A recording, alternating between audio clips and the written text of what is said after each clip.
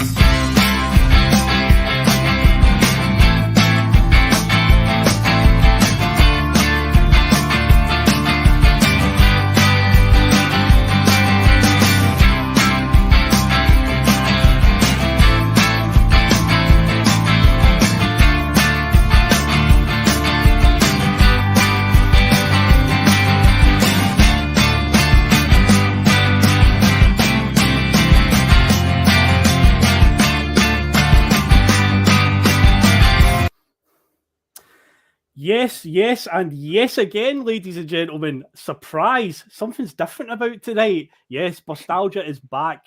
Same old content, but yeah, we've got a few new faces on the show tonight.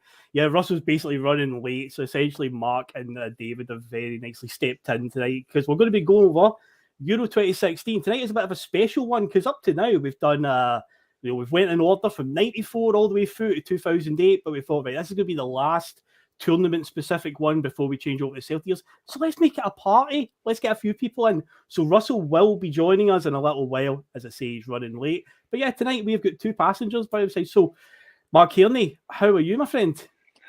I'm doing good, mate. I'm going to wing this tonight because I know really what that versed on 2019, I mean 2016. I took some notes there, but see the notes with my eyesight just looks like I'll just gobble the group shite, you know what I mean? So I'm going to bin that before we even start. So I'm just going to make up some random facts and see if I get away with it, mate, right? You might do, mate. You just never know. You say about anything on the internet, man, and get away with it. Who knows, man? Who knows? And David Logue, how are you doing, mate? 2 nights in a row, mate. Oft. I know, I'm feeling a double shift tonight. I was a bit of a surprise there that getting the wee message asked to come on, so I've had a quick YouTube reel of what's been happening in 2016 because I, like Matt, can't remember much what was going on there. Yep. But I'm just happy to be on that a passenger on what is a fantastic show that is the Bustalgia. Yeah, and when we, as of next week, we'll be moving into the Celtic Years Bustalgia, so you guys will definitely be featuring regularly along the way because I'll be doing a 4-man panel. So tonight I'll be controlling the comments. Usually Russell has helped me out. He's sitting there doing all the comments, but I'm doing all the talking. But no, tonight I need some more match practice in after doing post-match pitch last week. So this is a wee bit more practice for you. So I'll be doing the comments. So apologies in advance to people in the comments if I'm not getting to them quick enough, because as you know, I got 1,000,000 miles per hour throwing stats out there and this and that. So I will try my best to get to you as well. But yeah, tonight I'd say is a bit of a special episode because I was actually at Euro 2016. So when we get on to the actual tournament talking part, I'll be talking a lot about my different experiences. I was at 5 games across 3 different cities in France, and it was the whole 2 weeks of the group stages. I was out there. A lot of drunken madness, a lot of mad shenanigans, and a few Celtic stories along the way as well. But gentlemen, as you know, we always start Bustalgia with some trivia. The people, they love it. The people who've spoken, they want to hear a trivia question. So guys, and I say that we'll come back to the answers at the end, so you don't need to worry about throwing answers at me right now. But I've got today's trivia. There are 8 answers, but I will accept 7 because one of them I don't think anyone will get because it's I'm going to get a pen and paper, mate. I'm going to get a pen and paper for this. Is it 8 dwarfs? Is it? So, David's trying. I'll wait till David comes back, and then I will hit you the trivia. So yeah, there'll be 7 answers on this one. Right. Okay, so the question is. Sorry, I do this on my phone, so I couldn't write any notes. No worries. got my green pen. Oh, good stuff. It's not that Aid McGeady pen, is it? It's got like the 3 different colours. I wish, mate. We'd have spoiled for choice or colours otherwise. That was embarrassing, wasn't it? That was like an extra sketch for kids, wasn't it? That's just come on. That's just asking for trouble. Like, give him that pen. Like, look at how the season started. That was some foreshadowing right then and there. That's what that was. That's good. Already. So we pick a manager at this rate. Which manager you want this week? The green. I think that must have been Sky Sports that picked that pen because they must have loved that because they love like slagging fuck at the Scottish football as it is. They must have been laughing that night when they seen that pen. And they must have it must have been. Come on, to fuck! Imagine signing a contract for a player with a bit of note about me that he's played in England, he's played in Russia, Champions League, and he's sitting there with a fucking doodle pen that you give a 3-year-old. Fuck's sake! Fire these questions our way. Let's do this.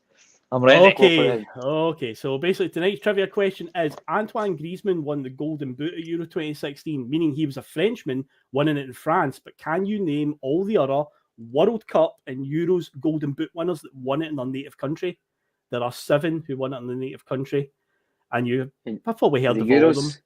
Euros and World Cups, because this series has been covering Euros and World Cups. But yeah, there's actually 8 answers, but one of them I don't even think Patrick McLaughlin or Pat O would even get this. If they do, fair play. I'll leave that one open to them. But the other 7 are all players that most of the audience have heard of. I'm quite confident of that. They're quite big names in the world of football. It's not like some random in their home country when they've played. So it's been hosted. Yeah, right. No worries. So Griezmann won it at Euro 2016, so you don't need him as an answer. But yeah, obviously he's French, and this tournament was in France. So yeah, that's what this is based around. So yeah, it turns out there's 7 other Golden Boot winners across Euros and World Cups that have won it in their home country. So that is what we'll be looking for. But we come back to the answers at the end of the show anyway. So you can think on that one, guys. Right. Okay. So I'll try and manage the banners now as well. And again, I will get to the comments. I apologise in advance. Okay, so boom. The world of 2016 and pop culture rewind, as we always do. So again, guys, don't worry. As you've seen with the show, I'm the one that's usually firing at Russell saying, this happened, and get their opinion on it. So as we always do, we'll start with the football winners, the big football tournaments and so forth, the big leagues around Europe. So the Champions League that year, it was one of Real Madrid's, I think they get 4 European Cups in a row at that era, but it was the 2016 one. They beat Atletico Madrid on a penalty shootout in Milan. And the Europa League, no prizes for guessing who won the Europa League that year. Yes, it was Seville. Seville. I just guessed that. Mate, it's a good guess. So if you're ever going to guess a Europa League winner, Seville is always a good place to start. So yeah, they beat Liverpool 3-1 in Basel. It was Jurgen Klopp took over halfway through that season. And he got them to a final. Took Brendan Rodgers' Liverpool team to the final, but yeah, they came up against Seville, and Seville don't lose Europa League finals. They don't at all. So yeah, it was 3-1 to Seville in the end, and I say it's their 5th out of 6 Europa Leagues. Fair play, 100% record for them so far. So the big leagues around Europe, the biggest story without a shadow of doubt, this is the year that Leicester City won the English Premier League. The Jamie Vardy, Riyad Mahrez, Claudio Ranieri inspired team. Bonkers, guys, to say the least. As it was going on, David, I'll come to you first. I've now got multiple guests on Bustalgia. I'll come to you first on this one. As that season was going along, did you keep thinking this is going to fall apart for Leicester at some point? They've got to come off the rails somewhere along the way. I did, because it was literally a Cinderella story, wasn't it? And what cracks me up about it when I look back on it is I was still quite early on in my training into my barbering career, and one of the clients in the shop turned out to be one of the lucky few that had put on a bet that Leicester would go on to win the league. And every week when he was coming in, we were like, are you cashed out yet? Are you cashed out yet? Because it was surely like it was going to fall apart, but he did not cash out. And I can't remember what the odds were at the time when when he'd put the bet on when it was starting to look like they could possibly do this, but he made it. I think he won about 400 quid off of it, if I remember right. In fact, it might even more than that. I think he actually put on a fair whack on, and we were just like, mate, you've got to cash out. You've got to. They're surely not going to do it. It was one of those ones, when it was getting closer. You were starting to go, they just might do this year. But then this was Tottenham's year. That was Tottenham's best chance to win the league, and obviously they blew it big time. Still crazy. I remember watching it and watching the that last day. Was it Chelsea that ended up winning them the league that year? Chelsea and Spurs. Tottenham. It was Tottenham had to keep winning, and about 3 games to go, they drew at Stamford The only Bridge. time I've celebrated a Chelsea win, I actually jumped up and celebrated as if I had watched Celtic score a last minute winner, just because it was just one of those. We were a part of that moment. It's still bonkers to even think about it. It's still mad to go. Remember when Leicester won the league? There's a famous one, the guy that do you remember that one, Mark, where he put the bet on at the start of the season, the 5,000 to 1 shot, and he was like, along the way, obviously he won the most money out of it. But I remember it was Neil Lennon was on. What's the BBC one? Is it Question 606, whatever? What's the video that they do?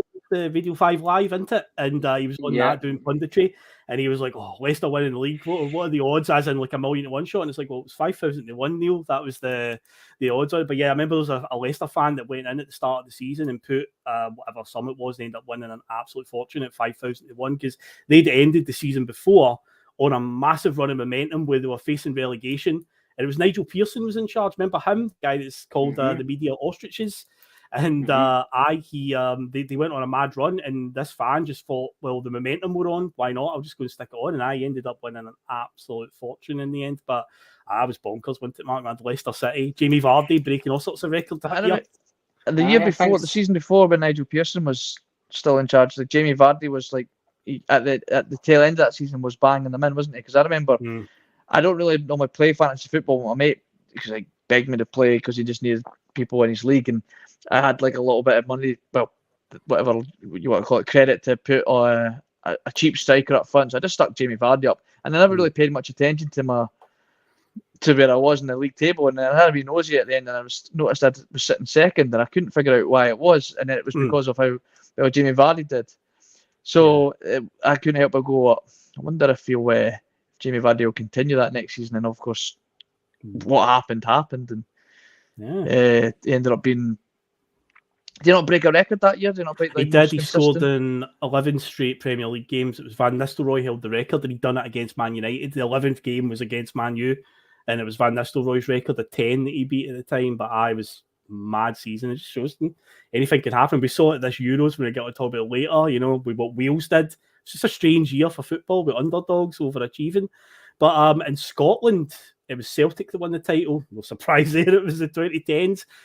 Mark, I'd imagine you might be in this game, but this was the season this was Ronnie's last season was after the Rangers defeat in the Cup semi-final. Were you at that game, mate?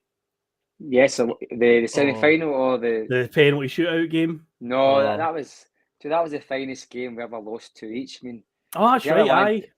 We lost 2 each that day. And to be honest with you, there's moments in your career like the Inverness Cali match, and that's one of them where you look back and you thank your lucky stars. Like for instance, when Inverness Cali was supposed to be on a Saturday, and there was a shutter fell off the roof, and they cancelled the match and they postponed it to the Wednesday night. I'm convinced if we played the Saturday, we would have won that match, and John Barnes would have lasted a few more weeks. But anyway.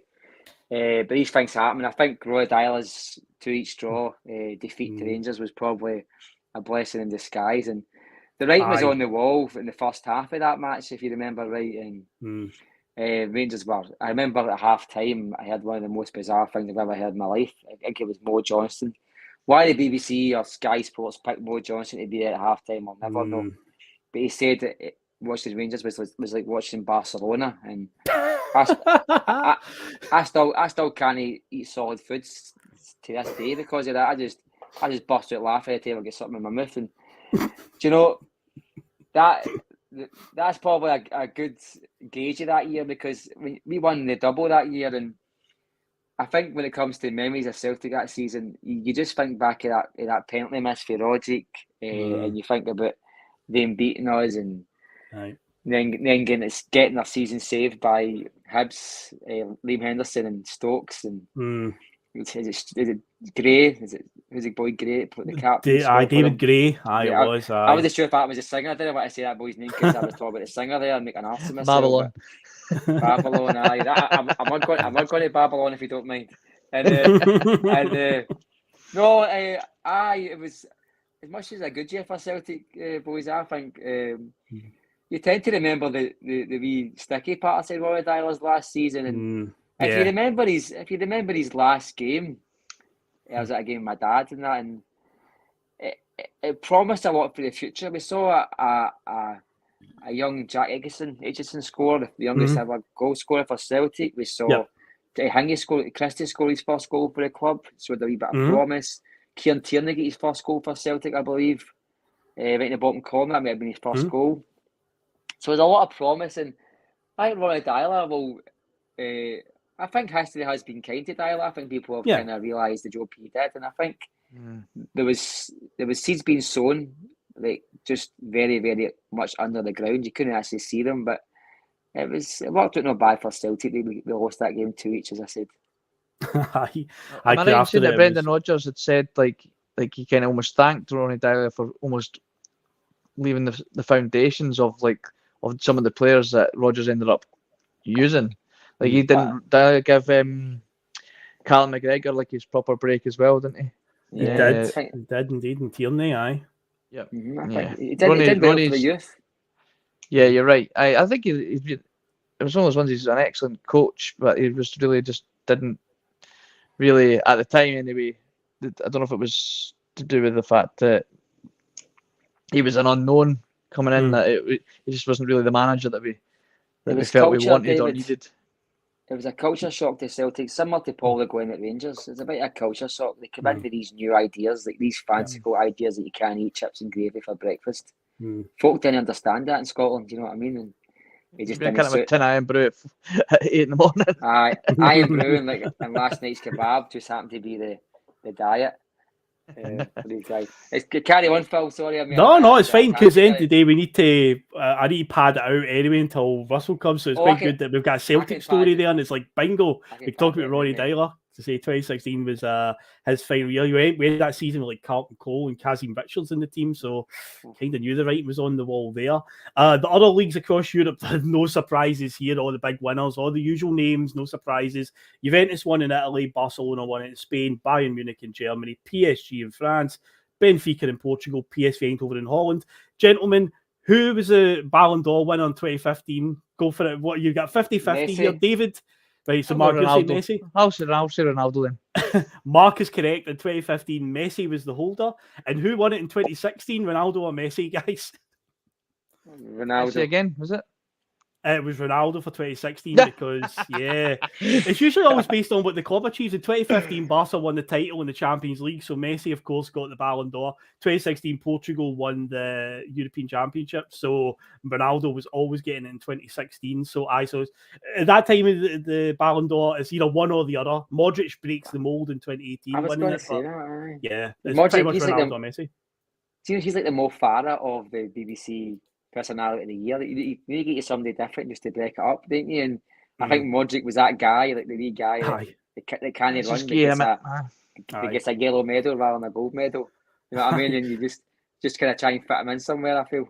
I think that's what happened. Although he's a fantastic player, I mean, but I think it was like you can't. The two best players that's ever kicked a ball, well, in this era anyway, alive at the same time and just playing their best football. And Modric just had a wee like a total gesture, didn't he? I think.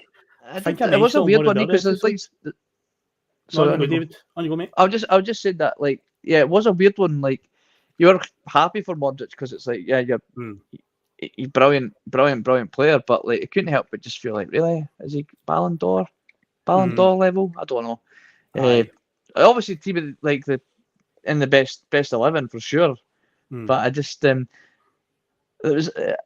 Because it was Croatia got to the the final? Croatia got to the final in 2018, but the thing that sticks in my craw about it is in 2010, Wesley Sneijder didn't win the Ballon d'Or despite winning the treble with Inter, and Holland got to the World Cup final.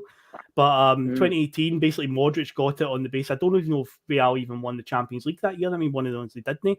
And yeah, he basically got it on the back of Croatia getting the World Cup final. And I'm like, Wesley Sneijder should have won it in 2010, clearly, for a much better year. But he didn't win it that year. But Modric did break up the run. And I think it was in the COVID year, 2020, they didn't have a Ballon d'Or officially, but gave out a World Player of the Year award to, was it Lewandowski, who's not officially got a Ballon d'Or in his name. Yeah, he was robbed, wasn't he?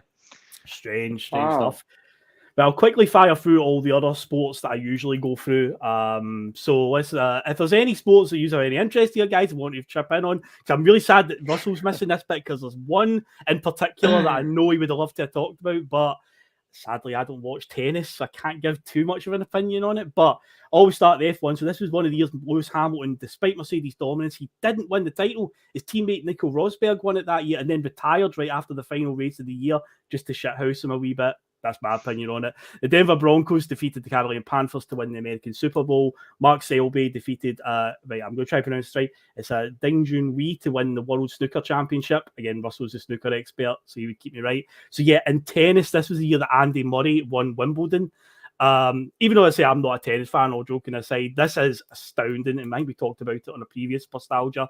The fact that Andy Murray's even won any majors or Grand Slams in tennis is incredible, given what he's came into with Djokovic, Federer, and Nadal being at the top of their game.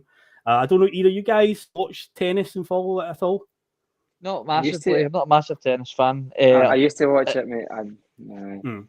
Not so much anymore. The women's tennis was good, mate. I used to like the camera angles on that. I'm not going to lie to you. No, I think back in the day, I used to watch a bit of tennis, Wimbledon, etc. And I used to have the Pete Sampras computer game. I was brilliant at that. Nobody could beat me at that. I used to play myself right enough, to be honest with you. That's how nobody could beat me. But on easy mode. Well, of course, we'll take them off. No, I did used to like tennis, I must admit, but I kind of fell away from almost every sport when ever since I've been able to remember, I've always been Celtic daft. But yeah, when I got pure serious about Celtic, I mean, like, I barely get tight with anything else, but so I couldn't really concentrate on anything else, mate, to be honest with you. But tennis and snooker, I'd probably say, is the only two sports that I've really got into in my time. Yeah, that's for dude. But in the I say it's a massive achievement, and he's still, I don't know what the record was the previous. Well, the English always like to claim him as a British player, but I can't remember what the records are. Somebody will keep me right in the chat who the last British player was to win Wimbledon, but it was a huge thing for him to even achieve that. Was it Fred Perry? Was it Fred Perry? Maybe that, yeah. I think it was actually. I remember that rings a bell when he won it. I'm sure. What a stat man I am. Smashing it tonight, mate. That is why I'm here, to bring these facts. Facts. I made it up, to be honest with you. It could be a total lie. When you made up notes? When you made up facts off your notes? I've got a fishbowl here full of random names and numbers. I just pull out something and it was the answer, mate. So it sounds plausible, mate. It sounds plausible, so we'll go with that. I think it is. I think it's the answer. Could be. I see somebody in the comments will no doubt keep us right. I remember watching it with my mate, because he's a big Rangers fan, and it was the only time I've sat in the living room with him watching the same sport, celebrating. Like, we'd jumping about like we'd seen Scotland win the World Cup. Like, it was just because it was that. If my memory serves me right, it was looking. He was a bit under the cosh, and he's like, nah, it's just a step too far again. It's that Djokovic. It was Djokovic he played. It was. Hold on, I'll tell you. I'll try to pronounce it. I'm sure it was Djokovic. Raonic. He was a Canadian player. It wasn't Djokovic. It wasn't Federer. It wasn't Nadal. No, it was. Wow. Did he win it? He won it twice. So he's won it twice. So he's won 2 US Opens and he's won Wimbledon once. But he won an Olympic gold medal. But they played it at Wimbledon. They used it was in London 2012. He won that. But they used Wimbledon for the tennis. No, but the thing is, in your head, you'll have seen him winning there, and it will be Wimbledon. You played that, so you might think it was Wimbledon. What year was that? I'm sure I watched Murray win. 2012, he won the gold medal at the Olympics. I could have been on holiday. I wasn't sure I was in Spain when Spain won a tournament, and I'm sure Andy Murray won a tournament at the same holiday because we watched it in the complex. I'm pretty sure Andy Murray won something. He reached a final because we actually all watched it as much as I'm not a tennis fan, we kind of got enthusiastic about it because he reached the final or whatever. Aye. I watched the final. I always watch the final, but I don't tend to watch the journey. It's not about the destination, though, Mark. It's about the journey. But for that, it was definitely just the fucking destination for me. That was very Brendan Rodgers. It's quite topical because Brendan Rodgers got appointed Celtic manager in the summer of 2016. So very good, David. It's very on topic there, mate. I remember that day, Phil. That was great. I remember I was actually mentioning this morning to somebody, and I remember that because I think it was a Friday night it got announced, and I just phoned my wee brother and I said, "Look, tell my ma you're off school Monday," and I phoned my dad and said, "We're going to go up to the stadium." And it felt like a carnival atmosphere, you know. And we went to the pub before it, and it just felt like it's probably one of the most joyous days I've ever had as a Celtic supporter, because I was so enthusiastic about getting this guy, and I never thought he would get it. We would get the guy, and when he seen the guy come out, I didn't think it was going to be real until he walked out, because on their phones they were sending me updates like he's landed at the airport, he's been picked up at the car, he'll be there in half an hour. And I remember there was Lee Griffiths came out, he just signed a 5-year contract, etc. And the wee build up to it and all that, and it was just it's actually an amazing day, do you know that? And something I'll never forget. And they'd actually just demolished the North Curve to build the standing section. Okay. So that wasn't built yet, you know what I mean? That was just lying there kind of like looking like something for an old stadium, kind of like derelict, you know what I mean? And that was a great day. I remember somebody hit my dad with a smoke bomb, and I think it landed in his hood. You know what I mean? It was quite funny, apart from my dad didn't like it. But it was a great day, mate, to be honest with you. I never forget that there's a video, you'll see it online. There was a bit that they sang "Never Walk Alone," and somebody picked their wain up to use the wain as a scarf. Yes, amazing. And that's one of the most funniest things I've ever seen in my life. I was laughing for about 4 weeks after that. I just wasn't about laughing at that, you know. And I thought only in Scotland and Celtic Park would you see something as stupid as that. But it was just, I mean, can you imagine that Wayne's man? That Wayne's man must have killed him when they get him. Oh, must have. By the way, Mark, it looks like you were right on Fred Perry, because Patrick McLaughlin, he's quite good with coming in with the stats, and he's saying that 77 years since Fred Perry had won it. So you were right, mate. Well done. Bang on. He does say facts, folks. He does. He isn't just pulling names out of a fishbowl. Bang on the money. Now, every time I go over the boxing, for the last few, it's always been lots of Russian guys with really hard to pronounce names, lots of syllables. So what I've just done this time is who all the world champions were at the time of the kickoff of the tournament. It's a bit easier. So Tyson Fury was the WBO champion at the time of the kickoff. He was also the WBA heavyweight champion. Deontay Wilder held the WBC heavyweight title, and Anthony Joshua was the IBF heavyweight champion. In the darts, Scotsman Gary Anderson wins the PDC World Darts Championship, defeating Adrian Lewis. In golf that year, Danny Willett won the US Masters at Augusta, and Henrik Stenson won the British Open. In the Ryder Cup, the USA beat Europe 17-11 to win back the trophy after Europe had won it 3 years on the bounce. And David, I will indulge you with some wrestling chat just now, because I know that you and I are in the same wavelength for that. You'll probably remember this as well, because in 2016, nothing really happening in WWE, nothing at all. I've actually wrote here, and this sounds quite familiar. They've basically had no competition for a while. They've got a bit stale, taking their eye off the ball a wee bit. They're just kind of, competition would be a good thing right now. That does sound familiar a wee bit when you think about it. But yeah, that's pretty much going on there, because since the WCW days. Isn't 2016 the year that AJ Styles entered the Royal Rumble? That was one of them. He did. That was. I see that coming up in the comments actually. Somebody says, "Who wins the Royal Rumble each year?" Phil, you should say that. Who won the Royal Rumble that year? It was Triple H. Won it. Triple H. That was when he won the belt. Yes. That's the one. It's not a fucking sport. I know. See, the first time I added it in here, so. You're certainly right. You're absolutely right, Marcus. You're 100% right. It's not a sport. It's a form of entertainment. It's a scripted entertainment. Well, I apologise. I'm just. Although it does hurt me. It definitely does hurt. I've tried it. It does hurt me. I mean, of course it hurts. But you just carry on, mate. I'm going to sit here and listen. No, it's fine. I found out on Thursday night or Wednesday night that Hulk Hogan went through a stage where he was a baddie. Yeah, that's true. Certainly did, mate. That is crazy. What happened there? Indulge me. So he went through the whole 80s as obviously Hulkamania, and he basically, mate, he got a bit stale. And the way they decided to get Hulk Hogan back on track was he was the third member of the infamous NWO with Kevin Nash and Scott Hall, and that was then when he became Hollywood Hulk Hogan, and it was the biggest thing to be on American television for a good few years. I'll indulge you with something you might be interested in, though, Mark. You probably don't know, but Phil certainly will know.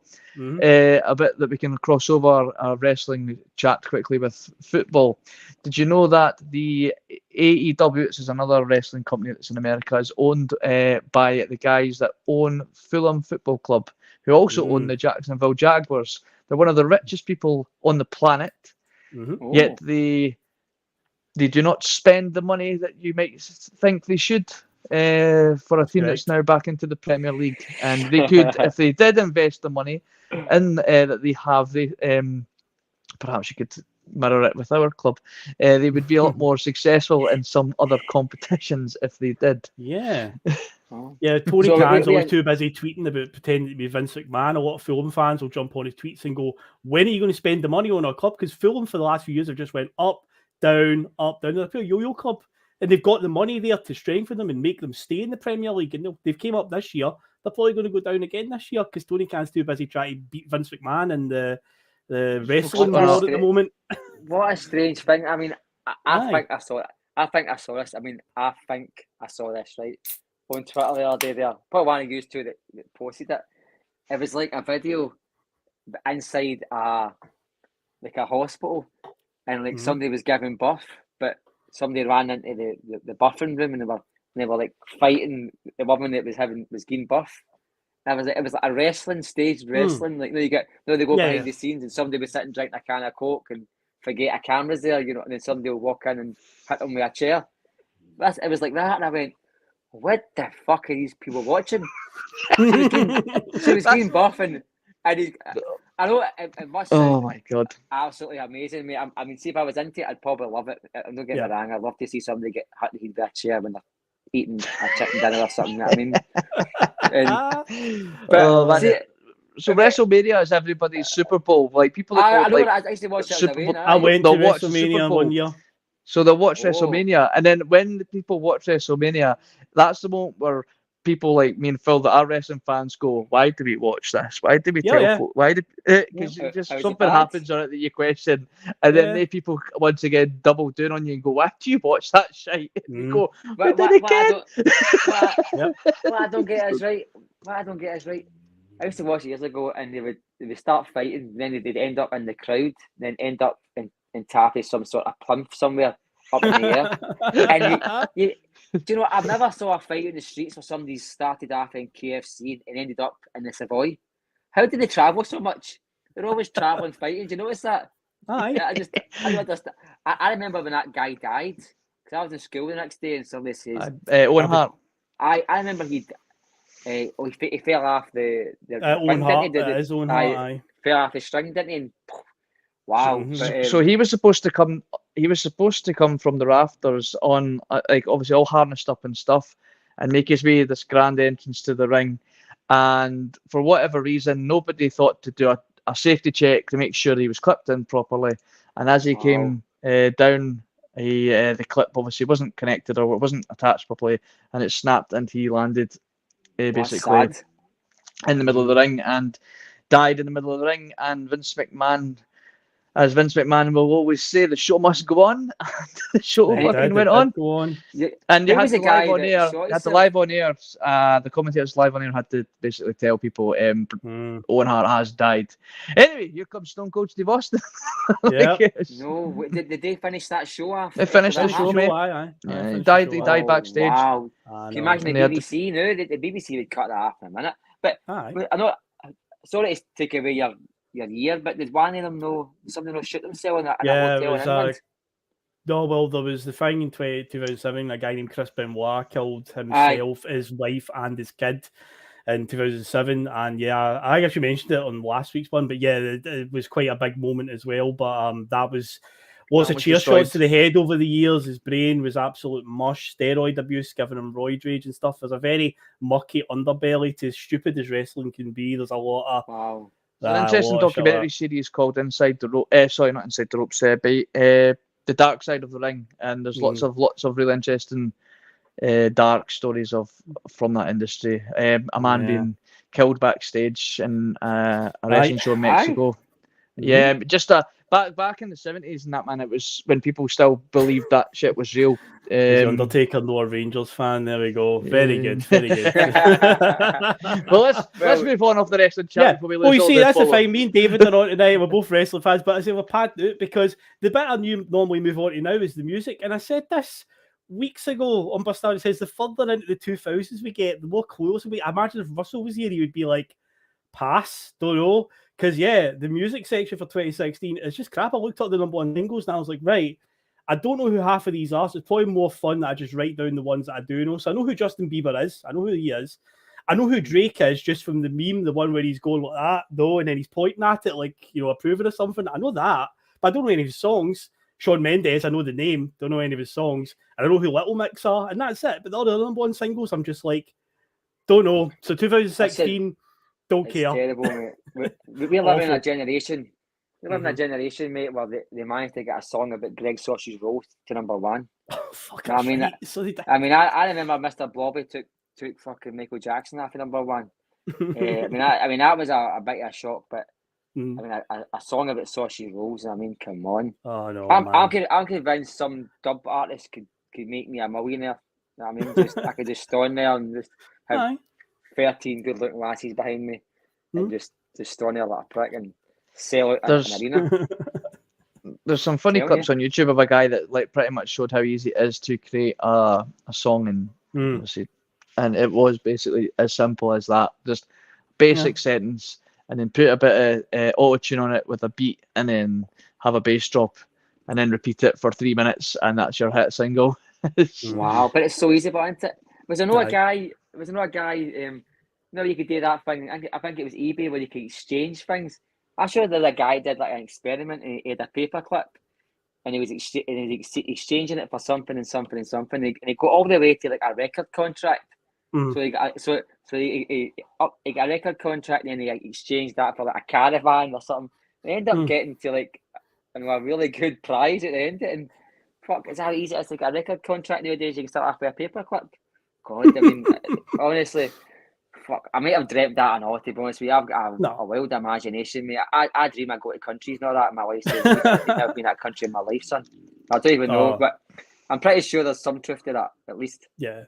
It's kind of summed up nicely by Scott. I say, love the music bit in Bustalgia, but 2016 waste of time. Music died a long time ago. For a few I can't really remember many. Like, obviously, like you said, it's like your Justin Bieber's and a lot of DJs and kind of stuff. I think if I'm right in saying there was a band that came kind of like started to get the band scene almost kind of going again. People like the Catfish in the Bottom, and an indie band that I'm pretty sure it was 2016.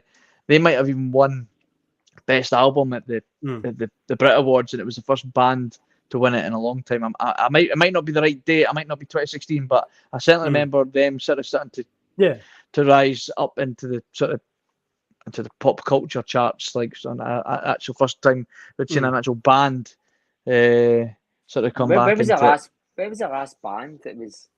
Sorry, Phil, but where was the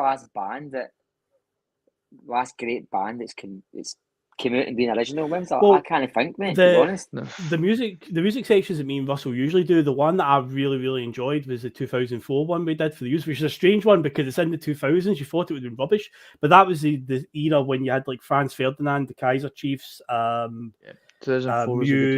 Kasabian, Razorlight, the Libertines, all these bands like British indie pop, or as was it Russell found a name for it? I think it's called indie sleaze is officially what it's known as. But there was a real boom of like guitar-based bands in the 2000s, and that era was just phenomenal. But yeah, we've also jumped ahead to 2016 here, and I knew when we got to the music section, I was like, it's going to be done. But I did add one thing in that Russell did say I should concentrate on who the headline acts were in the big festivals. So here's a real contrast, right? So Tea in the Park that year, the free, because it was Friday, Saturday, Sunday. So Friday night was headlined by Stone Roses. Saturday night was headlined by Calvin Harris. Sunday night, the Red Hot Chili Peppers. But Glastonbury was headlined by Muse on the Friday, Adele on the Saturday, and Coldplay on the Sunday. If I had to do Tea in the Park every day of the week, even though Tea in the Park's not amazing, but Yeah, the ones for Glasgow was very depressing. I was like, no Put chance. Radiohead in there too, just to really put us to fucking That sounds like into a deep depression.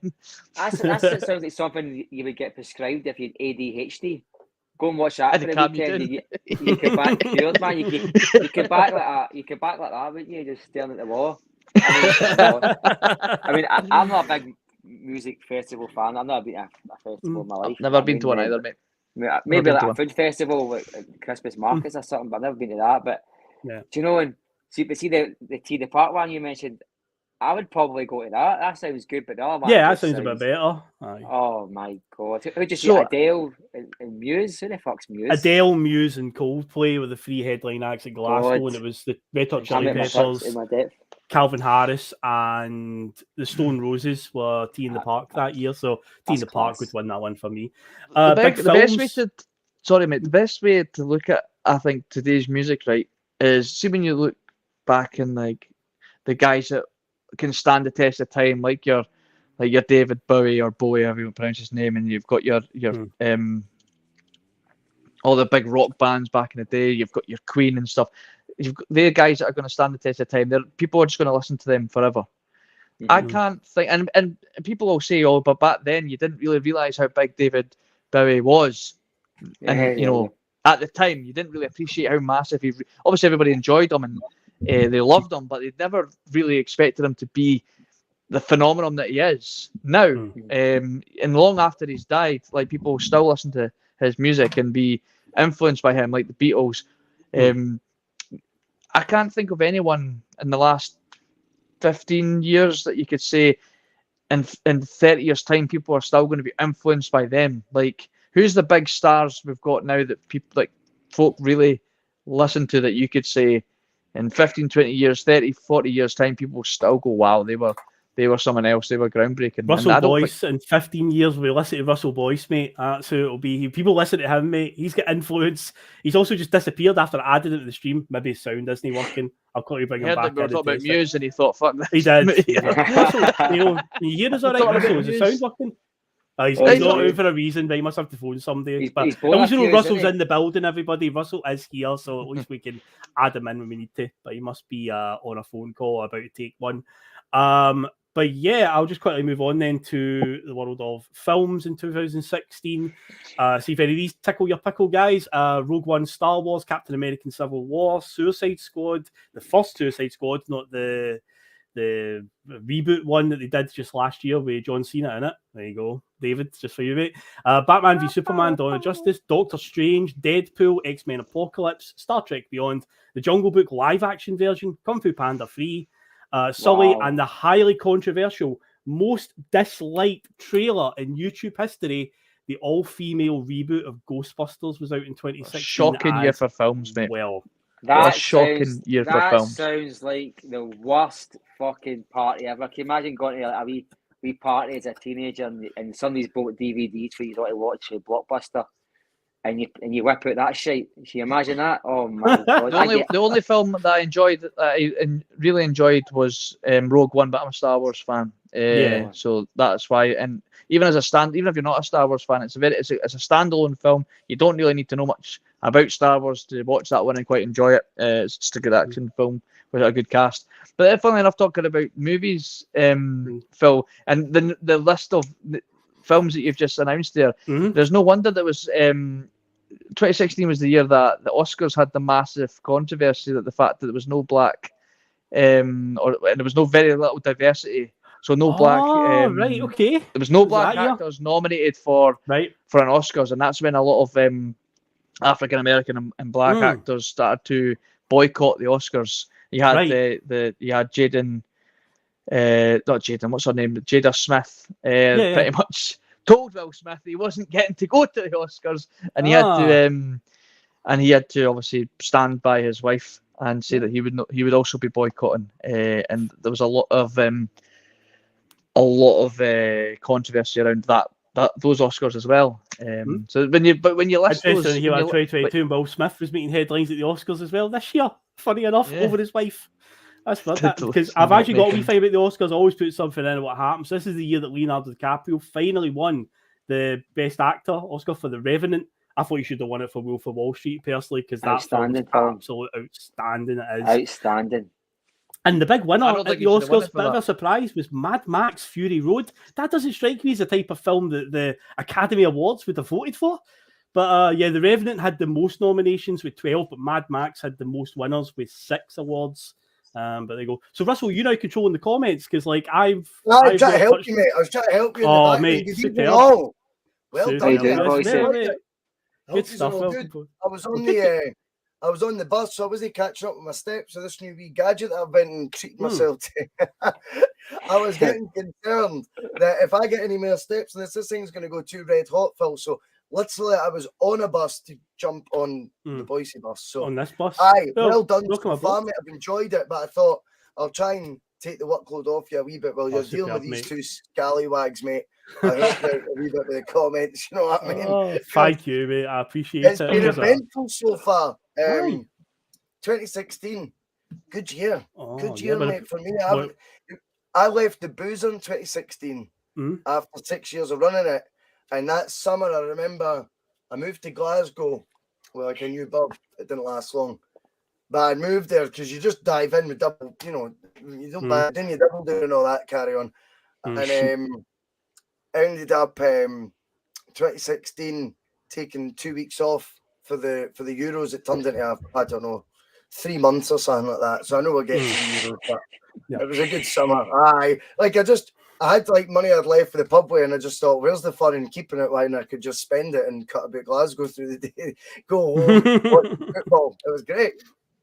Well, Sounds you good, made it just in time, mate, for the news headlines for saying 2016, big year. This is a running theme that we've had on Bustalgia in the 2000s editions, especially. All the news headlines are pretty much fucking shite in 2016. Donald Trump becomes the president of the United States when he wins the election in November. Brexit got voted for in 2016. Multiple terrorist attacks. There was one in France just days after the Euros finished in Nice in the south coast on Bastille Day. 87 people were killed and 434 were injured when a terrorist drove a truck through multiple people who were celebrating Bastille Day at the beachfront. There was also a terrorist attack in Brussels and in Istanbul, targeting the airports. A gunman in the USA went wild. What a surprise. He attacked a gay nightclub in Orlando, Florida, killing 49 people. And there was big celebrity deaths in 2016, some really big ones. David Bowie passed away, Prince, Alan Rickman, Gene Wilder, and Muhammad Ali all passed away. What a depressing year for news. My God. Wow. And we're still feeling the after effects of some of those. I say Brexit. We don't need to go into that. That is another. That is just, fucking terrible. And Donald Trump, the smell of him is still working over in America with his radical followers and all the divide over there, guys. Sorry about that. It's like a civil war, borderline civil war. You know, it's like over in America between the Republican followers and Democrat followers. But I say that's a politics thing. We'll just quickly go over that. But yeah, I've not got much time for Donald Trump. Every time his names came up, I just have a full look of contempt on my face every time I see it. But no, we'll move on now and head into the pre-tournament roundup before we get into the actual tournament. So Scotland, they are the odd ones out this year because at 2016 European Championships, England qualified, Wales qualified, Republic of Ireland qualified, and even Northern Ireland qualified. Poor Scotland, they didn't make it this year at all.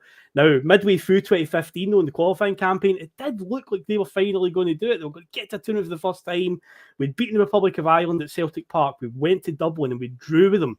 We'd had a good result away in Poland. I think we'd drawn out in Warsaw in the early part of the qualifying campaign. We did quite a good run up there, and it was like, okay, we're in a good position here to finish in the top three because it was the top two qualified automatically, and the third place team would go into a playoff. So like, we've got a chance here. And then we went to play Georgia in September that year, and we get beat, and that blew the whole group wide open. And then just had insult to injury on the last night when we had to beat Poland and hope that Germany would do us a favour against Ireland. Somehow Republic of Ireland did that thing they do best, but they found a victory against a massive team while we could only draw with Poland. But yeah, Scotland were left with all the fingers pointing at them laughing because England, Wales, Northern Ireland and the Republic all made it. We didn't. Just remember that one, boys. Whoever wants to take it first. I mean, absolutely. I think, again, it highlights, sometimes I think Scotland underachieve with stuff like that. And I know there's a huge element of Celtic supporters that don't have a particular sort of love or affection for the national team. I kind of want to, but I'll be honest, I can also see why it's been very difficult generation on generation to feel that sort of, that chemistry with the nation, because the actual, when you look at the team in the park, they've always been pretty shite over the last sort of 20, of my whole adulthood, really. I mean, if I'm being completely frank about it, I mean, there's been players in the team at times we've never had, and I know we'll talk about the other home nations, and Gareth Bale's got to feature because I think at times he's masked over the fact that, we can look average. Wales maybe were just as average, but you had someone like that who's got the X factor and it can change things. But I think at times as well there's a negative approach. I think that I even look at stuff like the Hampden setup, Phil, and I look at that and I go, how does that inspire not just the players in the park, but the youth of today? When you go there and it's flat as a pancake, you're a million miles away for the team. And you just think sometimes these qualifiers, and I know they have improved, by the way, the atmosphere that they try and bring to the National Stadium and stuff recently, a lot more pyro and stuff like that. And I remember, I don't know if you remember this, it was maybe a year later, they brought Michael Buffer in to do, the boxing. Yes. Celtic I was at that game, boys. That was class. See, stuff like that, though, Mark. That's, to me, is like thinking outside the box. I don't think Scotland did enough, whilst the team was maybe struggling a wee bit. I don't think they did enough to engage the youth. They used to do ticket schemes to get youngsters in and stuff, but I felt the whole thing was quite uninspiring. I don't think we've ever had enough players that we've really identified with. I appreciate the achievements of making the Euros, obviously, recently, but see, when Scotland didn't qualify in 2016, and you look at the rest of the home nations that did, Phil, I felt it was a damning indictment on how far our star had fallen. I feel like, it's brilliant to hark back to days of, we had the best players in the world at times, I mean, we've still never even made it out a group stage at an international tournament, let alone now we started not even making it a group stage of a qualifying campaign. That became the norm. And see what always happens, in whether it be Celtic that we talk about through the week passionately, whether it be Bustalgia tonight, we're talking, briefly about Scotland and stuff. See, when acceptance becomes the expectance, that is when you're in trouble, Phil. And that is something that we don't want to become a common theme. We were talking about Celtic in Europe. We're not going to go down there just now, but I think it's very, very similar in the sense that Scotland not qualifying for the 2016 World Cup, as damning as it sounds now when you list the other countries that did, I don't remember at any point going, oh my God, shock horror, how have we not qualified for this? I never felt like that. Do you know what I mean? Yeah. It's typical Scotland as well, where we'd done the hard work in the group, and it was a snidey wee game against Georgia that undone us. I say we'd got a good result away in Warsaw. I think we lost to Germany out in Germany, but that would be expected. But we had Republic of Ireland with the team we were basically looking to beat in that group. If we could get ahead of Poland, that would be a bonus. I say midway through 2015, we're in a position where, hey man, if we can beat Georgia and we've got a home game with Poland and a home game with Germany still to go, and it's like, we can do this, we can get in the top three. But the loss to Georgia just opened the whole thing up and let Republic of Ireland right back in there. So it's typical Scotland again. I keep bringing it up on Bustalgia. Only this can happen to Scotland. Once again, we do all the hard work, and then it's the game that we're expected to win that blows it all wide open for us. It's the same thing Boise said, though. Same thing Boise said there about catching the imagination. I mean, you mentioned Scotland beating Ireland at Celtic Park. I remember that game. I actually watched that game. And Sean Maloney scored. The reason why that game was so electric to watch, because Celtic Park isn't just a good stadium. It holds the atmosphere in. Hampden Park hasn't got that about it. And see when you watch that match, see when Scotland score that goal, Boise, you automatically it's unconscious, but you automatically just look at the crowd and you look at the fans going crazy. It's something that you do when you watch a match, especially if you're watching it back. And good point. It's unique. Ibrox is the same, by the way. I must admit, it's unique atmospheres, and I think touring, like England tried it for a wee while with their touring matches. You see, playing Scotland, playing like Andorra, for talking sake, and the expected crowd is 20,000. Why not play that at a jam-packed Tynecastle? Yeah, because Tynecastle for sure. Look at the optics of that. You look at the optics, is if you're having that on Sky TV and that looks packed, you're more likely to get somebody engaged in it and people want to go to the matches. And see, by having something that's nearly sold out, it almost creates a want for something. See if you've got something that's running out, people can't wait to go and buy toilet roll when there's none left in the shops. See if there's tickets left for the Scotland matches, they would maybe start to get interest because it. And do you know what I think as well? Just putting in the Tynecastle thing, Matt. I think that's a really good point because not just the optics, not just the actual vibe and the hostility that can bring because it's sold out. It's a great memory for the young Scotland fan that's there because their first game, see if you're in an 18,000 stadium, like that's bigger than the shopping centre. You know what I mean? That's a huge, large crowd that they've never been a part of before. And they're seeing that. But also, from a sporting point of view, does it not give us a wee bit of an advantage? Does that atmosphere not help the cause? That sort of tight, that it's very steep at a place like Tynecastle. And if you are playing, as you rightly point out, a Liechtenstein, a Luxembourg, as we have done over the years, San Marino's, does it not make more sense to do it in that sort of environment where you're quite likely to sell it out? It's going to be full at the very least. And also the team that comes there that maybe, I don't know, I've had the first couple of wins in the last few years and come with a team now that you get told about, oh, well, he's played in the second tier in Holland, so they must be good. Because that's what you start doing. You start making excuses for these shitey teams, by the way, once you start dropping points against them left, right, and centre. But you don't want to just keep trying to make it awkward for these bastards. Sometime, see if maybe, I don't know, a Ukraine, for example, were coming. Imagine taking them to Tynecastle and going, that passing game, that patient game. I think we need to play to our strengths, and unfortunately, and the length of period this has went on with Scotland, guys, right? Not qualifying for tournaments. The evidence is there. Since Hampden got redone, it's not worked. Now, redoing it is an absolute minefield. But as Mark highlights, you've got stadiums there with unique atmospheres. What do we want to admit? Ibrox has got a unique atmosphere. Look at the European games. It's probably more closer to what Celtic were in the early 2000s. I can't remember the name of our manager then, but I'm not going to go into that. But what I will say is I think we do have other stadiums that actually might provide us, Phil, with a better opportunity to qualify for these tournaments. You know that? I don't think Hampden plays to Scotland's strengths. Hampden's uninspiring, Boise. It is uninspiring, but we need all the help we can get. We can't sit and grumble going, oh, we don't know. We've only got a country of 5 million. Well, play in a stadium that wants a country of 5 million. If you want it to be a 50,000 one, make sure that is a place that generates an atmosphere that put your opposition on that back foot for the get-go.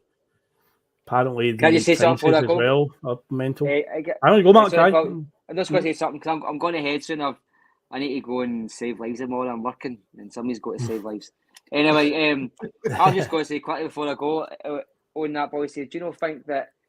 See, when you're playing at a 50,000 seat stadium like Hampden, and you're talking about a Ukraine team that's maybe at a level with Scotland, and there's 20,000 there, and it's as an away team, it wouldn't be intimidating, and it wouldn't be inspiring. But and as a home team, it can't be inspiring. So if you were going to like a Tynecastle, or maybe a Pataudry, because a lot of Scotland fans travel down the way, so they deserve a wee bit of a game close to home. But I just think that if you want to sell the game and make Scotland more intimidating and a harder place to go to visit as an away team, and you've got to play at your strengths, as you say, and that's something that I feel like they're missing a trick. I know Hampden's got a contract with the SFA, it's to host so many games, but as we've found out, especially in Scotland, with certain teams, contracts can be broken. You know what I mean? They can be negotiated. There can be financial ways of settling these things, and I just think Scotland,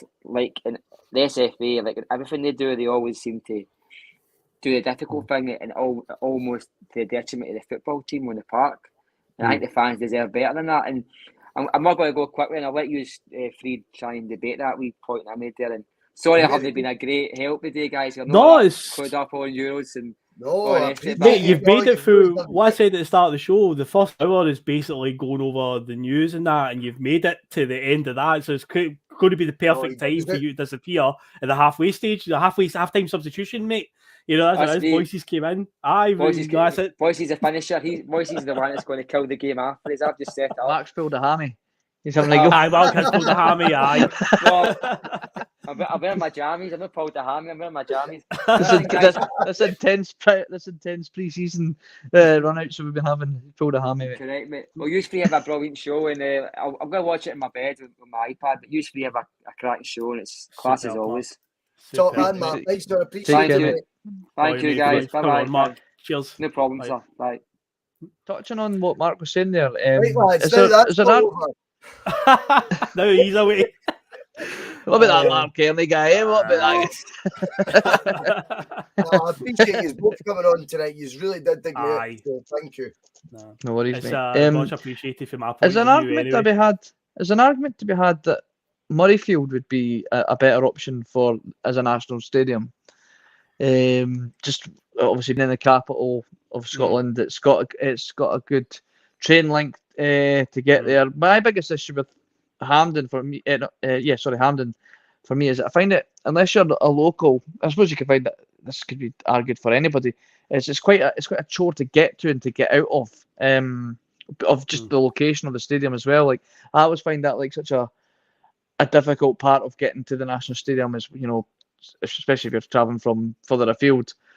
If you're not going to get a train through or a bus through, you've got to drive. Like you've got to find a parking space, and it's pretty much built within a housing estate, isn't it? But obviously with the train links to Edinburgh, just where in location of the stadium, and it's got more of an atmosphere there. You could maybe argue, is that maybe a stadium that could have been considered? I'm sure the locals in Glasgow will probably tell me I'm talking nonsense. But obviously I'm from Fife, so it doesn't matter where we play the fucking games. It'll be a chore for me to get to. Yeah, I think Murrayfield would run into the same problems as Hampden. The talk is that the Tartan Army are sometimes priced out of games because some of the prices I've seen for a Scotland game are ridiculous. You're talking a 60,000 seater stadium, they'll still be getting some ridiculous crowds, like really low down. I do agree that if we're only going to get like 18,000, 19,000, try and put it in a stadium where it can become an asset to us. You know, I say Tynecastle's a great shout. Something like Easter Road, something like that, you know, but it's a tight park. You know, the fans are pretty much on top of you. Let's start playing, let's start using these wee brushy bonuses we can use, you know, and I think Tynecastle, the reason us as Celtic supporters, I mean, we don't shy away from that in Bustalgia. This is still a Celtic channel. Yep. We love going to Tynecastle, mate. It's the best away fixture by a mile. Do you know why? Because you know, even before it, you're up against it, right? Even if the amount of times, I know we win more than we lose or draw, right? But you know, they've got that wee extra wee level because the atmosphere generated, the hostility of the occasion. Why do we not put that onto an Austria? And I appreciate, by the way, if Scotland are reconnecting with the supporter base and they can sell out their ground, that's fine. But the problem is right now, the ground that they're selling out, as whether we like it or not, Phil, is played into the hands, I think, too often of the opposition. It has. I know it's not talking about the 2016 tournament, but just that game there that we had with Ukraine, I couldn't help but feel that the game was already lost before it kicked the ball because of it was almost, whether it was obviously what's been going on in Ukraine, which is nobody's fault, not their fault, it's not our fault, but like it was almost like we were trying to be almost too friendly towards it. It felt like a friendly. It's like we went up for being that hostile, putting a bit of pressure on the team, and it played into their hands. Essentially, for me, I felt like the game was, before we'd even kicked the ball, Ukraine had that mental edge over us that they had something to prove, and we almost didn't want to be the bad guys that put them out. And then you see what Wales did, and Wales, their fans certainly didn't obviously feel the same way that maybe we did. Or Graham Souness did. Or Graham Souness did. Aye, the way he did. Oh, I want Ukraine to win the game. Aye, that's good, mate. Just give Ukraine the trophy now. We don't even need the tournament. Just give them the trophy now and be done with it. But with Scotland, though, qualifying, obviously, I say they're the odd ones out in this tournament. But this Scottish guy was at the tournament. So when we do the little musical interlude just now to sort of divide the show up, when we come back, I will tell you all about how this came around. And then we will get into talking about my experiences. Because I say I was at 5 games, 3 different cities, 2 weeks of absolute madness. So I've even got some props with me as well to show you on camera. So, excellent, mate.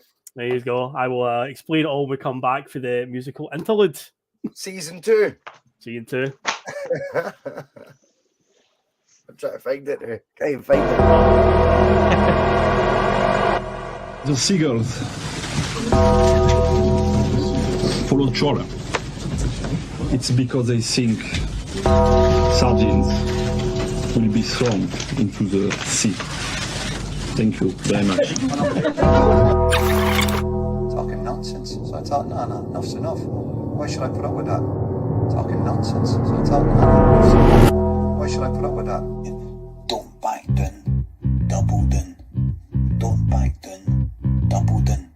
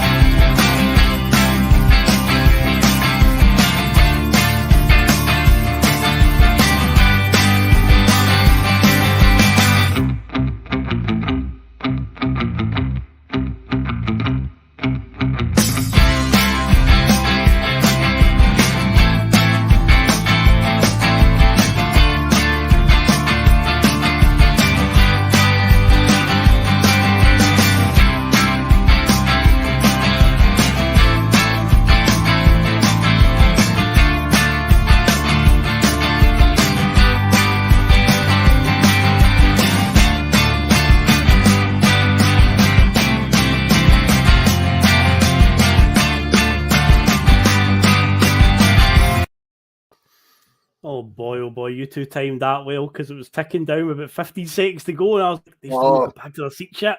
There you go, they've made it. They have made it, folks. So welcome back. This is now going into the tournament chat. So, as I say, I've been loading it all night. I was at this tournament. I managed to get there. So how did this come about? So if you've been following the Bustalgia series, you might remember on the Euro 2004 one we did, I had a dream. I had a plan. Back in 2003, when Scotland were going to play the Dutch in the playoff for the Euro 2004, I just turned 18, said to a few of my mates one night in the pub, the night before the first leg, I went, guys, if Scotland qualify for the Euros in 2004, we need to go. Gotta go. It's on the bucket list, gotta go to a tournament. And of course, that didn't happen. Then the next World Cup rolls around, it's in Germany, same again. The only time we didn't come up with this plan was when it was the South Africa World Cup and the Brazilian World Cup. Everything else we felt was within reason to travel. But then Gordon Strachan obviously takes over Scotland, boss, and seems to be getting a bit of a tune out of the players. There looks like there's a bit of potential here.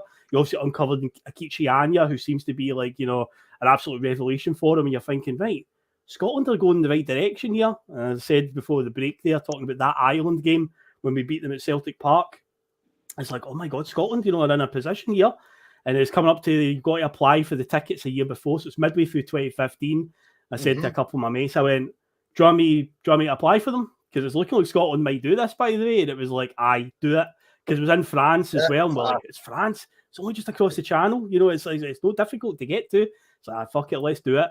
So unfortunately, from a personal point of view, this also came at a time when my mum took not well. That's why I always remember this whole event. Because in June 2015, my mother, she basically had a cancer tumour.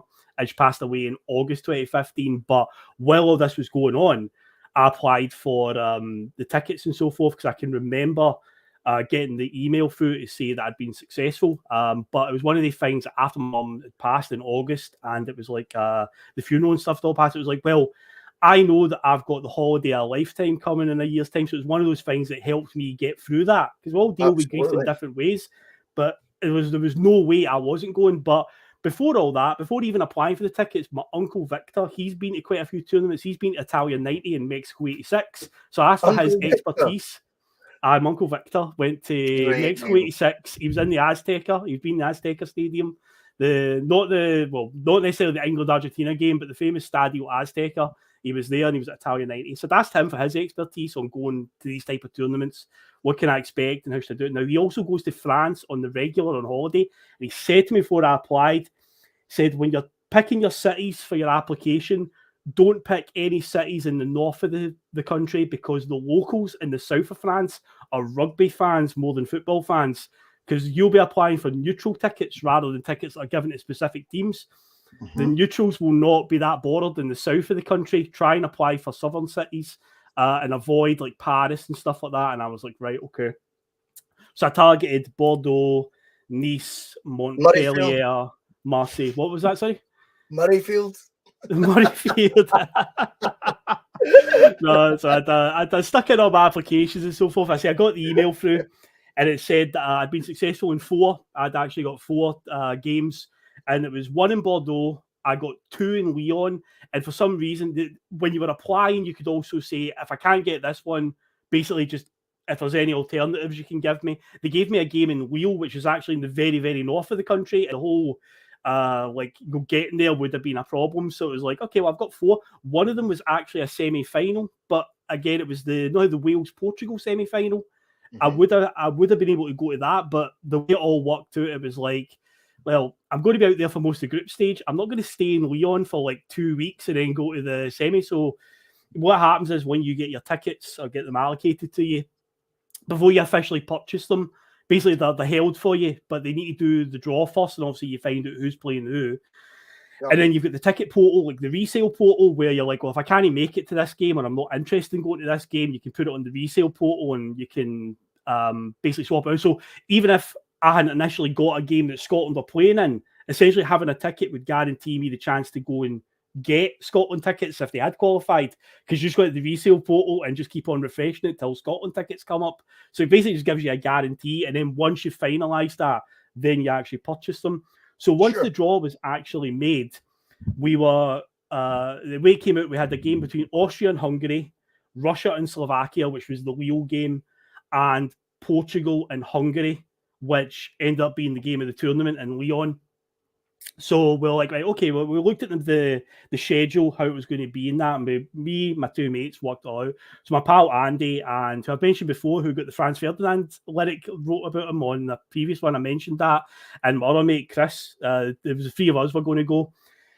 So we'd went onto the resale portal, had to swap a few things about to make it all work. But we basically were like, right, we'll do 3 cities. We'll start in Bordeaux, then we'll go to Toulouse, and then we'll go to Lyon, because a friend of my dad's also applied for tickets, and they only got 1 game, and it was in Toulouse, and it was the Italy-Sweden game, but they weren't really interested in going just out there for 1 game. They're like, no, it's a bit of a waste. So they're like, well, we heard that, Philip's got tickets. Does he want to buy these off us? So like, aye, of course, I am well interested in that. So when we looked at the schedule, like, right, if we're going to the Austria-Hungary game, which would have been on I've got it written here, it's like the 14th of June. Like, right, if we arrive in Bordeaux a few days before that, Wales and Slovakia are playing in Bordeaux on the 11th of June. If we can get in there before then and get some tickets for that, we'll swap away one of our sets of tickets and try and get Wales-Slovakia. We'll target that one. And then we'll do Austria-Hungary. Then we'll travel through to Toulouse for the Italy-Sweden game, which we've got the tickets guaranteed. And then we'll go through to Lyon because we've got Hungary and Portugal at the end of the group stages.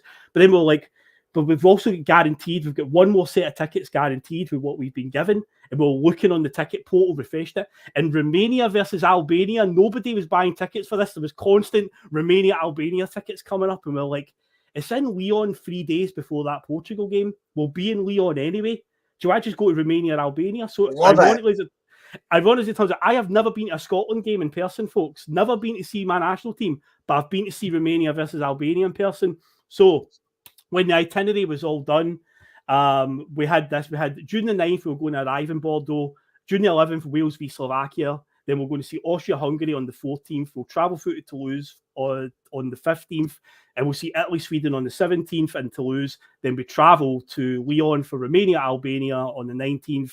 And Portugal-Hungary on the 22nd. We'll fly back home on the 23rd, which was also the day that Brexit was voted for. That was a story in itself when we arrived back in Glasgow Airport, because nobody had a fucking clue what was going on when we actually voted for Brexit. It's like, so what do we do? Passport control? that's another story for another time. But yeah, and as I said before the break, I've actually still got my tickets right here from it. So I'll hold up the camera and see if it shows up. Let's have a look.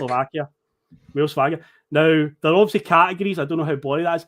€105 for a Category 2 ticket in 2016. Don't know what that is in 2022. There's Austria Hungary. There's a lot. The Category 2. We never got a Category 1 ticket, but Category 2s were the highest we got. Then there's Italy and Sweden, Toulouse. And, of course, the infamous Romania versus Albania game.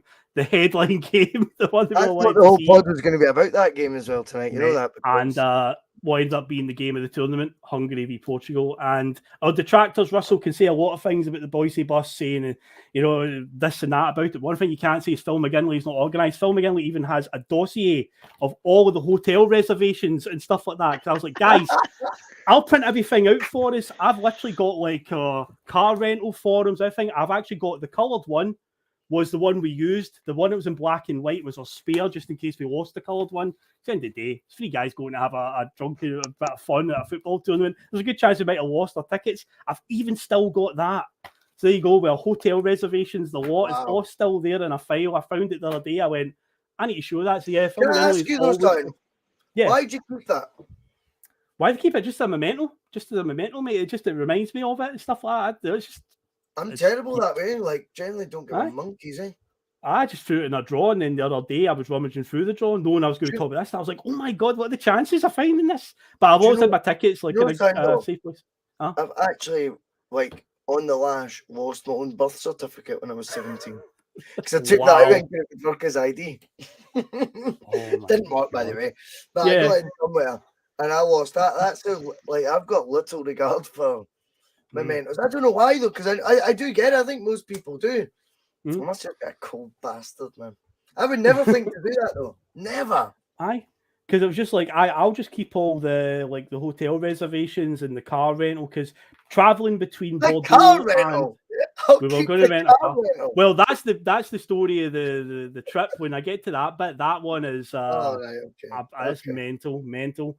But between Bordeaux to Toulouse, we're going to travel by train, and then we were going to drive from Toulouse to Lyon. That was it. And then I've got hotel reservations and plane tickets and stuff like that, just in case we lost. So I get 2 copies. That's how organised I am. So there we go. And Russell, with the format, you can do my stag do, man. When I never get married, but you can do the stag. I'll just do it anyway. Aye. Oh, feel neat, mate. Just to do anything. That's class. Just anything. You want to go on holiday? Just get Phil to do it. Aye, there you go. You want to go on holiday, Phil? Just so you were organised. So know what July the 31st at the Bullfrog has just became Phil Mcginlay's first ever stand-up show. I'll do an itinerary for the show and everything, guys. I'll keep us organised. Don't you worry. I'll keep a sensible head there. But yeah, we move on to the trip now. So Bordeaux was the first place that we landed. So we went and flew in on June the 9th. The tournament kicked off on June the 10th. And right away, as soon as we arrived, we noticed how out of whack the prices were, because the taxi ride from the airport to the hotel was pretty extortionate. And it's like, yeah, we know what's going on here. Obviously, a lot of tourists are coming into the city.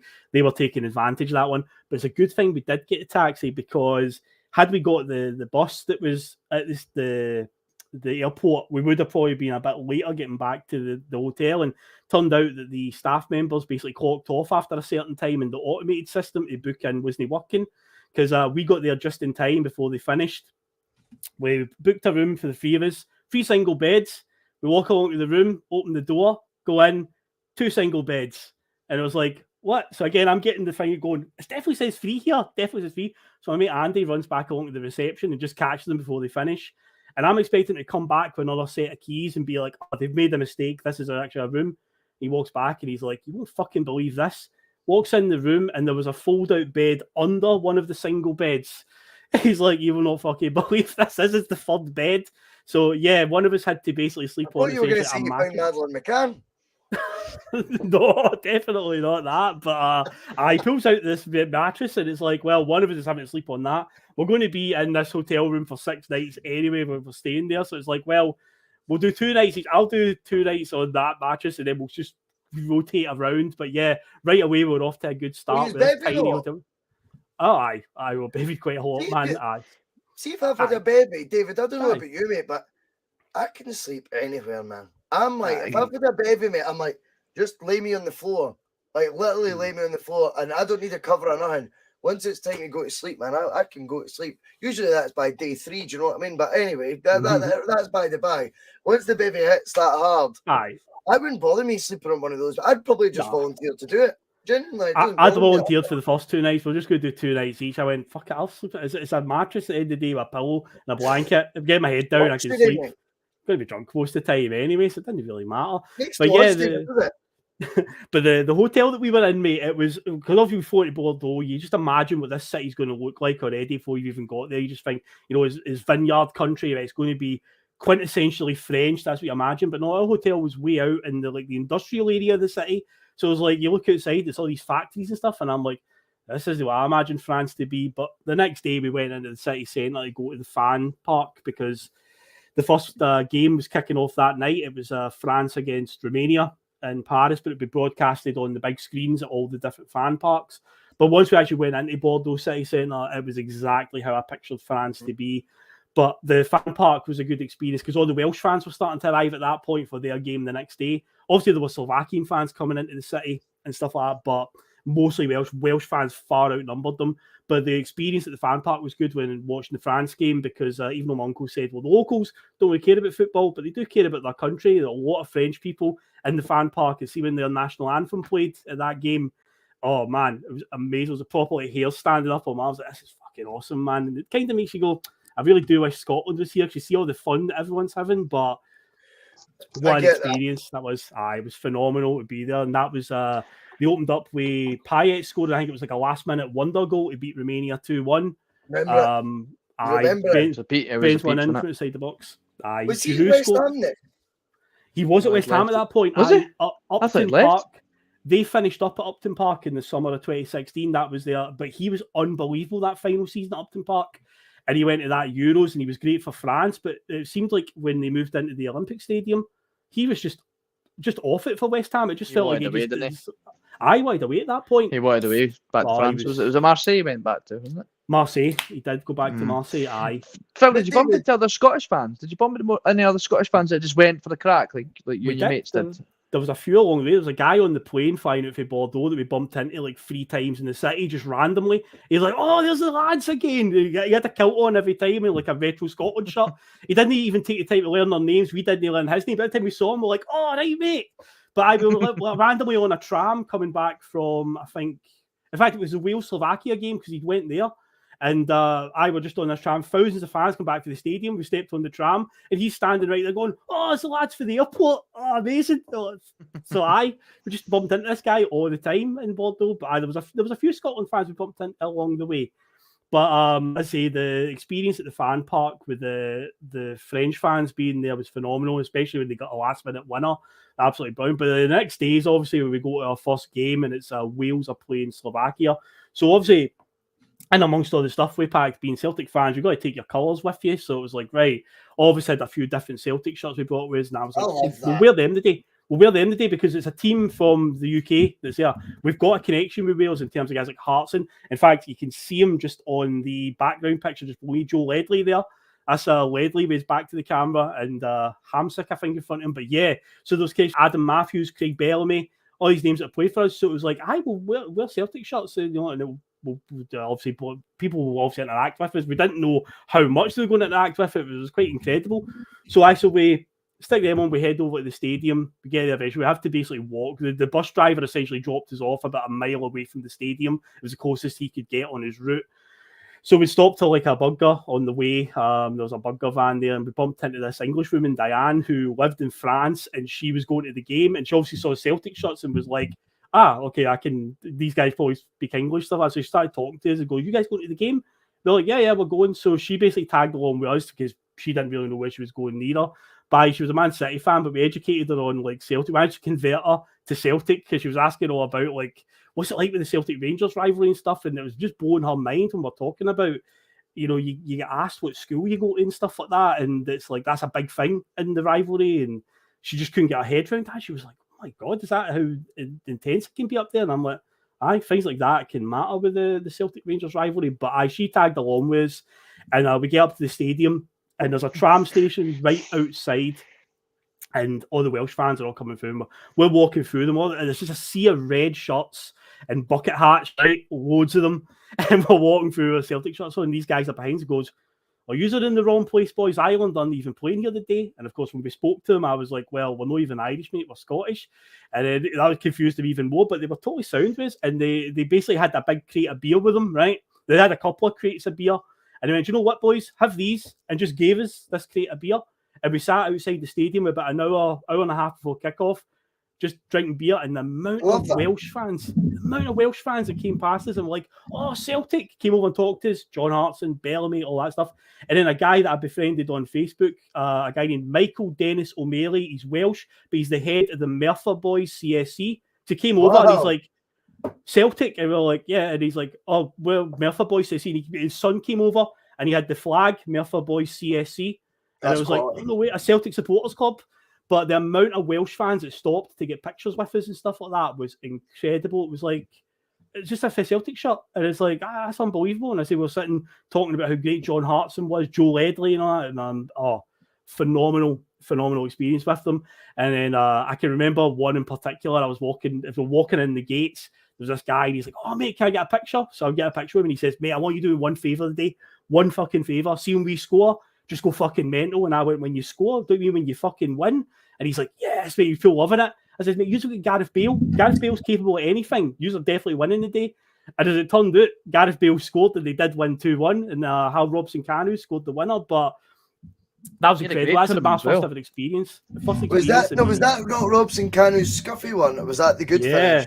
Aaron Ramsey, I know we need to say his name quietly. He beats like one or two players edge of the box. Aye, with blonde hair, and he passes the ball into Robson-Kanu's feet. Aye, Craig Bulley. Craig Bulley, mate. Kanu scuffed it past the goalkeeper into the corner. But when Bale was taking that free kick, before the game kicked off, again with the Celtic shot on, I'm sitting like looking at the park. My mate Andy was in the same section with me, but he was one row in front, a couple along. And my other mate Chris, his seat was over in the Wales fans. Basically, we were going to get free tickets all spread around the stadium rather than next to each other. There's this French guy sitting next to me, and obviously the Celtic badge is on this side of the shirt, so he's sitting here, and I can feel that he's looking at me. It's that thing where I'm looking at the park, but I can sense that he's looking at me, and he's looking at the badge, and he's like, "Celtic Glasgow?" And I was like, "Yeah." And he's like, "Écossais," which is Scotland in France, and I was like, "Yeah," or "Oui." So I don't speak that much French, but obviously we could slightly communicate with each other, and I know that Pays Gals is Wales and French, and he's like, I think whatever Slovakia is in French, because he'd be asking if I was supporting the day. I was like, "Oh, Pays Gals," and then he's like, he was asking about France, it's "Allez les Bleus" is their quote, and he's like, "Allez les Bleus," they'll try to get me into the French, and I'm like, "Yeah, man, Allez les Bleus." But Allez les Bleus. But when Bale steps up to take that free kick, and it's quite early in the game, I remember nudging the guy, and I just pointed at the park like that, "Goal, this is a goal." And he did that Ronaldo thing, because remember that was the period when Bale basically thought he was Cristiano Ronaldo. He was modelling himself after him. They were playing at Real Madrid together, but he's standing over the free kick doing the Ronaldo stance, and I was just like, he is going to score this. I could just feel it. And yeah, he just pings it perfectly over the wall with the knuckleball, as they call it. But it was phenomenal. But my first ever experience of watching any football abroad, and it was a neutral I was going as. It was quite a weird experience, but I enjoyed it. But Vladi Weiss did come on for bloody Slovakia and set up their equaliser. Yeah, a guy I mentioned the other night. But then Joe Ledley did come on for Wales at one point. But yeah, Wales go on and win it 2-1. But that was a phenomenal day. And then just to top it off, guys, I said, I top all these Wales fans that have came up and spoke to us. We're outside the stadium. We're waiting on that lassie Diane, because she was sitting at a different bit. But we'll get you after the game. And we're standing there, and there's this girl, and she's looking at us, right? And I could tell that she's East Asian, right? I could tell her. I'm like, okay. And I knew right away when she was walking towards us, looking at us, like, she's going to be Japanese. I have a funny feeling where this is going. And she walks up to us, she's like, "You Celtic fans?" And we're like, "Yes." And she's like, I love Shinsuke Nakamura. I follow his career everywhere. Can I get a picture with you guys?" And I was like, yeah, I knew it right away. I was like, she's going to be Japanese. I just had that feeling just the way she was looking at us. And I was like, this is going to be something Nakamura related. Of course, think about it now with the contingent that we've got. But yeah, again, Celtic shirts, mate. You feel like a fucking rock star. Absolutely incredible experience, that one. Oh, man. I love it. David, That Wales team, right? Genuinely, though, you did want them to do well. Like, I was supporting Wales at that tournament. Yeah, I remember watching it, and I kind of was wanting them to do well, just because obviously they had like Gareth Bale was like doing so well at Madrid and that. Am I right in saying for that Robson Carney, because he had quite a good tournament there? Am I right in saying that he didn't actually have a club at that time? Is he not a free agent? Sure I think you're right. I think you're right. I think that's what was like the wild thing about it was like he was like, how is this guy not a club? How's this guy not got a club? And I was thinking, going, Celtic sign him. Celtic sign him. Why not? Like I remember that because he was having a great tournament. Like he was running people ragged, and I just could not get my head around that he didn't have a club. But no, yeah, and obviously you had your Joe Ledley in the team, and obviously Aaron Ramsey had nothing to do with Rangers at the time. He had a good tournament, Ramsey, to be fair, and that's when his legs still functioned. He was still in decent form at that point, but yeah, he's long since broken down. Yeah, I think you're right. I think Robson Carney was a free agent. Pretty sure he was, but yeah, that was a good piece. So leaving the stadium, where the trams were mobbed, so it's like we're just going to walk back to the city centre. So again, we're just walking amongst the Wales fans. Again, just guys are stopping talking to us as we're walking along, and Celtic and that. And of course, with Wales being one of the team, a lot of Swansea fans in there. And of course, Brendan Rodgers had just been appointed the Celtic manager that summer. Brendan Rodgers was the, and there was a lot of them were asking, be excited about Brendan and stuff like that. And I'm like, oh, hell yeah. And then some guys were asking about, are you worried about Rangers this season? Because Rangers had got back up to the Premier League or first time in the Premier League, depending on who you ask. And I was like, no, really. I said, I'm quite confident that Rodgers is going to hit the ground running here and do well. But there was a fan, I can remember this, who ominously warned me. She was like, he'll do really well with you, and then he'll leave you high and dry when you least expect it. She literally said that to me, and I was just like, it'll be fine. You'll let me enjoy my moment. Turned out those words did ring true. They did indeed. But yeah, there was quite a lot of Wales fans talking about that. But yeah, a few of them had said to us as we're walking back, they're going, like, guys, we're going to a pub called the Charles Dickens, which was right on the riverside in Bordeaux. He went, we're all going to congregate there.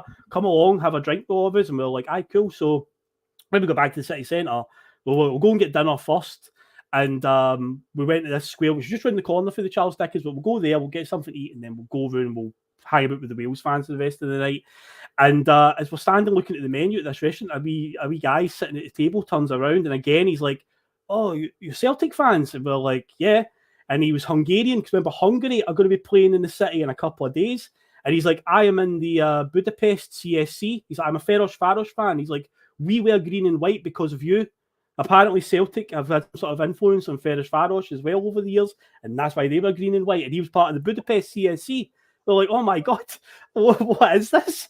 But yeah, we had a wee... It's amazing, absolutely amazing. You get so well noticed. I don't know if our friends across the other side of the city get such attention when they go to other countries and stuff wearing their colours, but my God. If you're Rangers fans, yes. Please don't attack us. Yeah, that's the attention they get. But this wee guy's like, oh, I'm part of Budapest CSC, and he was telling us that Ferencváros were green and white because of Celtic, and I was like, oh, that's fascinating. But we got dinner. England played Russia in the late game that night, so because there was a lot of Welsh fans as well in the area, and they're not too fond of England, when Russia scored that last-minute equaliser, there was a lot of celebrating, a lot of cheers around Bordeaux city centre when Russia got that last-minute equaliser. But yeah, we went round to, obviously, Charles Dickens, spoke with the Welsh fans. Turned out we missed Craig Bellamy by about half an hour. Craig Bellamy was there. He must have been doing radio coverage or TV coverage for some sort of channel. And the guys were saying, guys, if you were here about half an hour ago, 40 minutes ago, Craig Bellamy was here.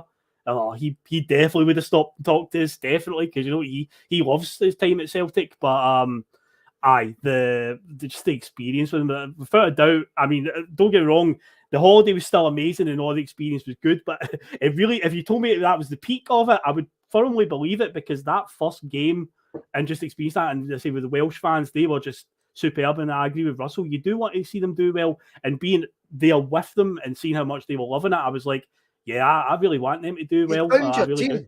You found your team. Do you know what I mean? Like when you go to these sort of games, if you're a neutral or whatever, it's the most amazing feeling in the world to go, nah, I've bought in now. I've bought into this, and now I bet you were celebrating like a madman when they got the goals. You know what I mean? Yep. I was, mate. I was very happy when they scored. The same Robson Canu scores the winner with about 10 minutes to go. But it's not the last interaction we'll have with Welsh fans along the way. But it was that was a good start to it.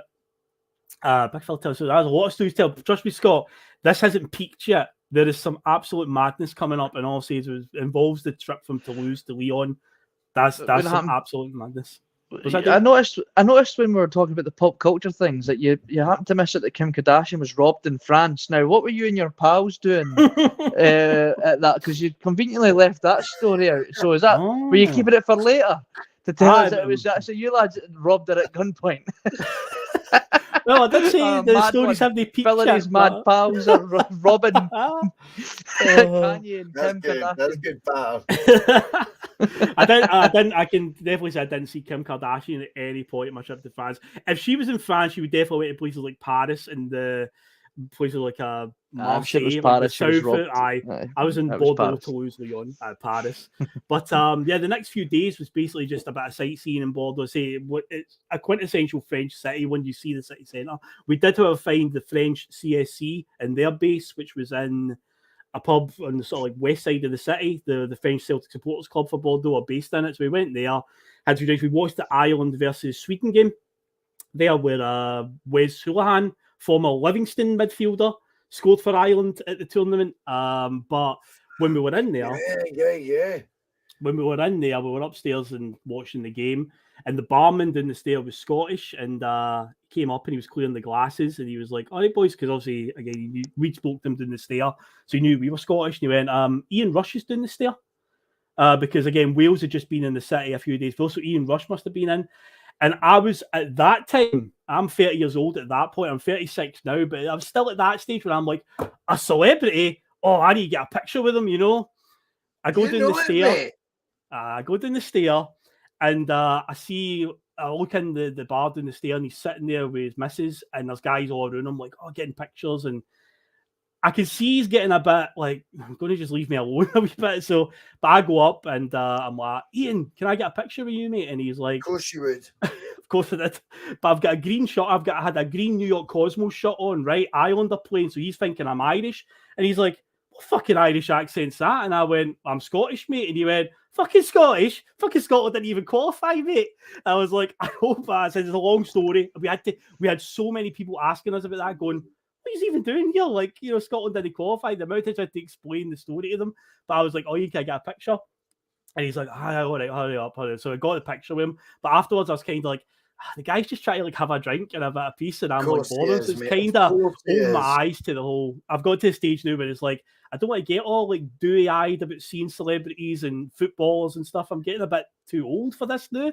I'm not like a young early 20s teenage, very impressionable. "Oh my God, can I get a picture with you?" It's like the guy's just trying to have a drink and enjoy himself, and he's got loads of people coming up. So I was like, "What if it was Juranovic? Would you be dewy-eyed?" I wouldn't be. I wouldn't. I would probably say, I'd give him a thumbs up or something. Just say, "All right, Joseph." But the whole pestering them for pictures and stuff. I say they're out just try to enjoy themselves and just have a good time. And I've felt kind of like, I've kind of changed my tune on that whole thing now. That was. Sorry, Phil, was 2016 the year that Holland didn't qualify for the Euros? Holland were the biggest team that didn't qualify. The Netherlands didn't qualify. I've got a quick funny story, right? So we were in Holland or in Amsterdam, and it was the night I think Holland were pretty much guaranteed they weren't getting through to the qualifier. They hadn't qualified for the tournament, sorry. And I don't know if you've been in Amsterdam airport, but a lot of the terminals are like you're up high and you can look down the window and they're all below. Now Virgil van Dijk was getting a lot of blame for them not qualifying that tournament, and I just happened to be looking through the glass at all the people waiting for their plane, and I spot this guy I recognise, and I'm going, that's Virgil van Dijk, and I'm going, unless he's got no clue who Virgil van Dijk, I'm going, listen, that's Virgil van Dijk there, look, that's Virgil van Dijk, and he obviously could feel that I'm staring at him, and I'm at that point where I've completely forgotten where I am, and I'm going, that's Virgil van Dijk, and I'm pretty much shouting it, and then he looks up, and he could that glance where he's like, And I see her, I'm going, come back to Celtic. Come back to Celtic. And you could tell he was not in a very good mood because obviously the media were proper hounding him. And I'm going, he's just left us to go to Southampton. Can you believe that? But that's just. But that was the time when I kind of should have reined it in a wee bit, and I just couldn't believe that I was seeing Virgil van Dijk right in front of me. But he was not a happy bunny that night.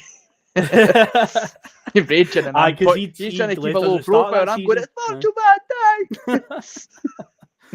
Because he'd left at the start of the 2015-16 season, but I can remember that now when you're mentioning it about him getting a bit of the blame. So I can.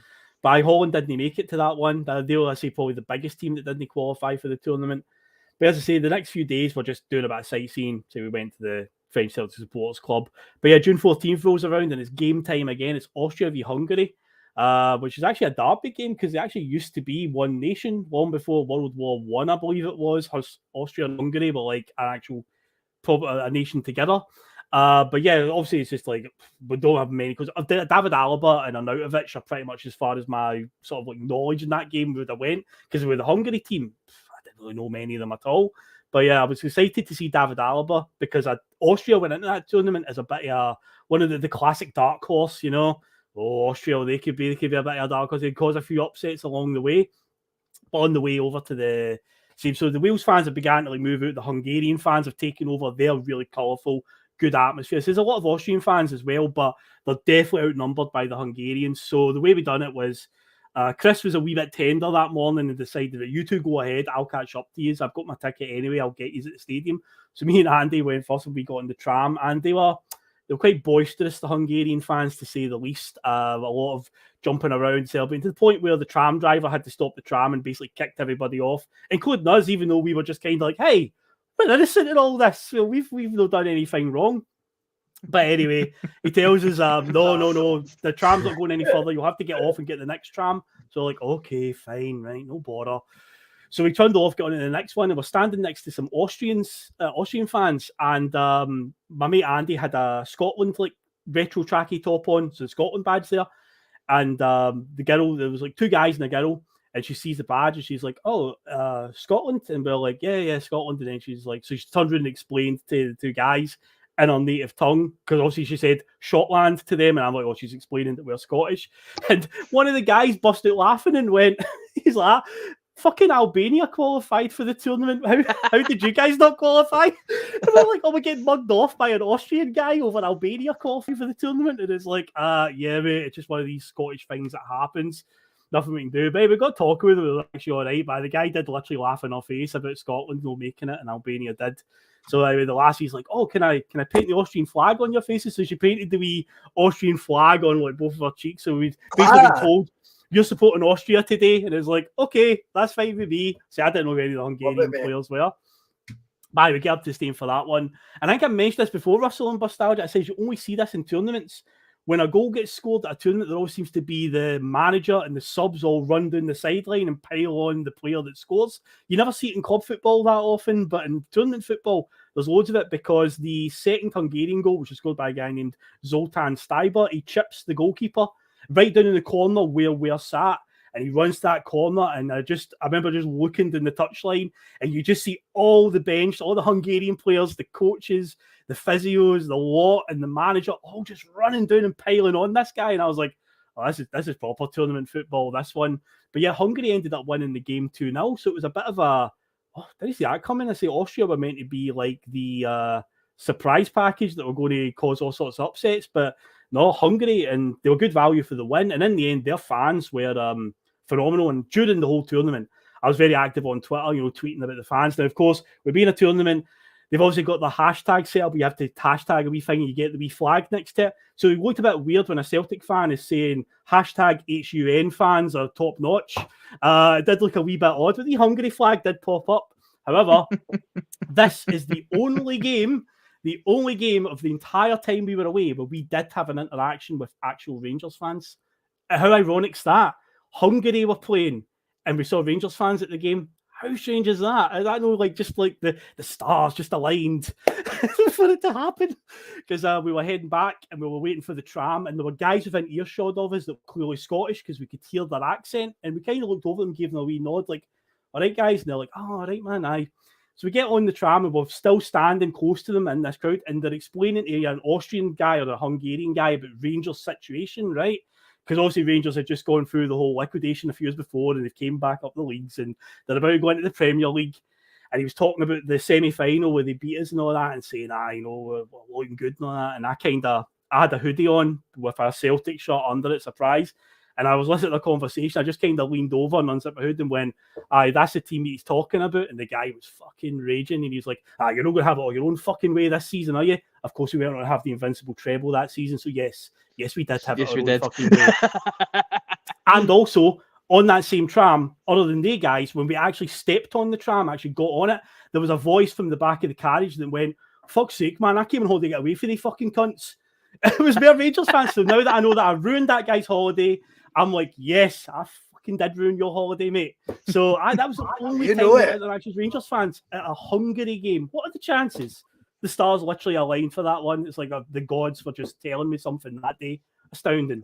But yeah, that was our two matches in Hungary. So we were getting the TGV, the high-speed train heading from Bordeaux to Toulouse. And once you get on the train, it heads out to that countryside. It's exactly how you imagine it to be, all the vineyards and stuff like that, or the Bordeaux vineyards, because we hadn't seen any of them at all. But yeah, once the train left Bordeaux and you're heading the countryside, you're like, this is how I imagine the south of France to be. This is how I pictured it. But yeah, we're heading off to Toulouse, which I would say the three cities was definitely the prettiest city, but we're only there for like 3 days. Now, we had 4 tickets for the Toulouse game. So I say we bought those off of my dad's mate. Territory as well, isn't it? Bobo Baldi territory, mate. And it's a good thing you mentioned him, because I've got a relevant story again about Bobo Baldi in this one.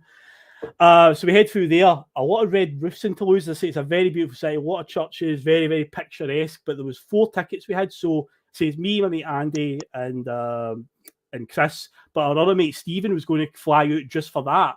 And he was going to be the 4th one to take the ticket for the Italy-Sweden game. But as we get there, so the first day we're there, Stephen isn't arriving until the next day, so we get to the hotel, we're all settled in. Turns out the Sweden national team were staying in the hotel right next door to us. We only discovered that on the match day, because as we were walking to the game, we walked by the main gates of the hotel next to us, and there was a bus. All the Sweden tracksuits, all the guys loading up their bags into it, and I was like, oh my God, the Sweden team, but couldn't get near them. Security and stuff, I couldn't get near them at all. But they were literally in the hotel right next door to us, and I was like, and Zlatan was there and everything. Zlatan was there, amazing. But so the first day, like in Toulouse, we're just like getting settled in and so forth. Now as the Wales fans are starting to come into the city, because they've got a game coming up against Russia in Toulouse in the 3rd group game. So some of them are starting to appear already. So I'm getting active again. But on the day before, it was that day before we went to Italy, Sweden. Me and Andy, I was wearing a retro Italy shirt. He was wearing a retro France shirt. We're 2 Scottish guys in the middle of a French city. I went to the Adidas store and bought a retro Germany shirt that day, and then we went to a pub and watched England v Wales. It was a very confusing scenario. If you're confused hearing all that, then trust me, I was confused trying to recite it all as well. I'm like, oh my God, all these different nations. But yeah, that's the game when Daniel Sturridge scores a last-minute winner. When Gareth Bale opened the scoring, he belted in a free kick from about 40 yards, and Joe Hart palmed it into his own net, essentially. Couldn't get a strong enough hand on it. And then Vardy equalises and Daniel Sturridge scores. So we had to kind of keep our heads down a wee bit in the pub. So it's like all these England fans. It's like one side of the pub was all England fans, the other side was Wales fans.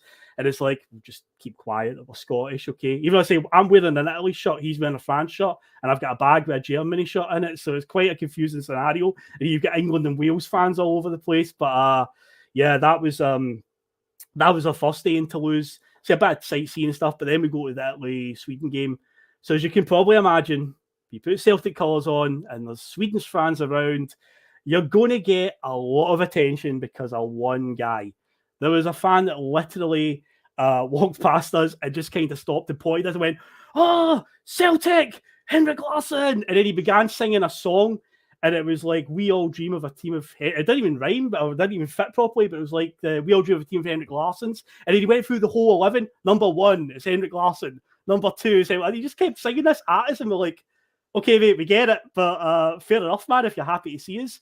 But there was only one Celtic player, contracted Celtic player, at that tournament. It was Mikael Lustig. And he was fucking injured for this game. Injured. How rude. How rude. Because we were talking to one of the Swedish fans outside and we're like, oh, Lustig, he's at this tournament. He's one of our players. And the guy literally went, yes, he's got ankles made of chocolate, though. That's literally what he said to us. Well, all right, fair dues. But yeah, that was the going out of Sweden that way. But yeah, the Swedish fans, every time they saw the Celtic shirts, they were just like, oh, Henrik Larsson. They're absolutely loving it, coming over and talking to us again, got to get pictures with us and so forth. They vastly outnumbered the Italian fans. And of course, I've said before in Bustalgia, I've got a wee leaning towards Italy. Funny enough, Russell, you've got a wee leaning towards Sweden at tournaments. But yeah. I do, mate. I do. Sorry, I'm having to mute myself every now and then. I don't know if... Can you hear that? Burring noise in the background? No. My laptop's overheating, but it's pretty new, so it's just concerning me a wee bit. So I keep trying to put myself on mute. And then I'm laughing at loud, Phil. Can you hear it now? Is it the fan? No, I don't hear anything. Is it like just a little? I keep hearing. So I keep like I don't know if you. I keep thinking I'm like as if like my window's no open proper, no shut properly. That's the noise. Is that the noise? Aye, that's why I keep going like. I can fucking hear sunlight. The sun going on in my house, but no, it's you. That's right, fair enough. No, I don't hear it at all. But right, tell me if you can hear it now. No. Oh, you've muted yourself. That's why you can't hear it. So, that's fine. I'll keep myself on mute unless I'm speaking, Phil. I'll speak when I'm spoken to tonight, right? All right. Okay. Fair dues. You'll be seen, not heard, Boyce. You'll be seen, not heard. As I've said before, Boyce, I've got a wee leaning towards Italy. One of the things I really couldn't wait for was to be in a stadium with the Italian fans there and that Italian national anthem plays because they are so passionate and so loud. I was very disappointed. Because as I learned after the game, and I'll get on to that soon, not many Italian fans had travelled. They travel later in the tournament as the team gets better and goes further. That's when they travel. For the group stages, they're not really that arsed about it, but I found out that later on. But yeah, we were sitting mostly at the end where most of the Sweden fans were anyway, even though it was a neutral section. But there was a guy again sat in front of us, French lad, turns around, and he's like, and he spoke really good English because he studied in Edinburgh University for a few years.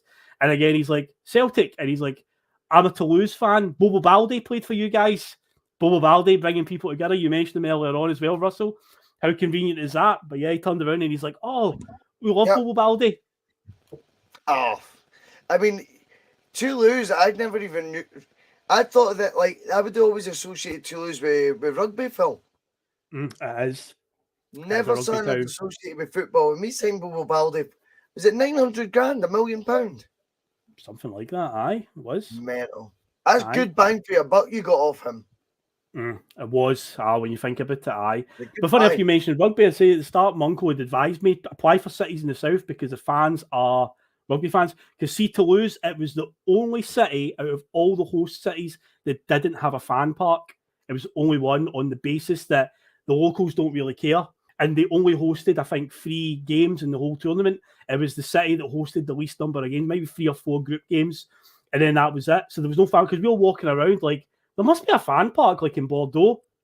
There wasn't at all, man. They didn't have one with big screens or nothing. So, yeah, that was a wee bit disappointing. But yeah, it's pretty much because Toulouse is a rugby city.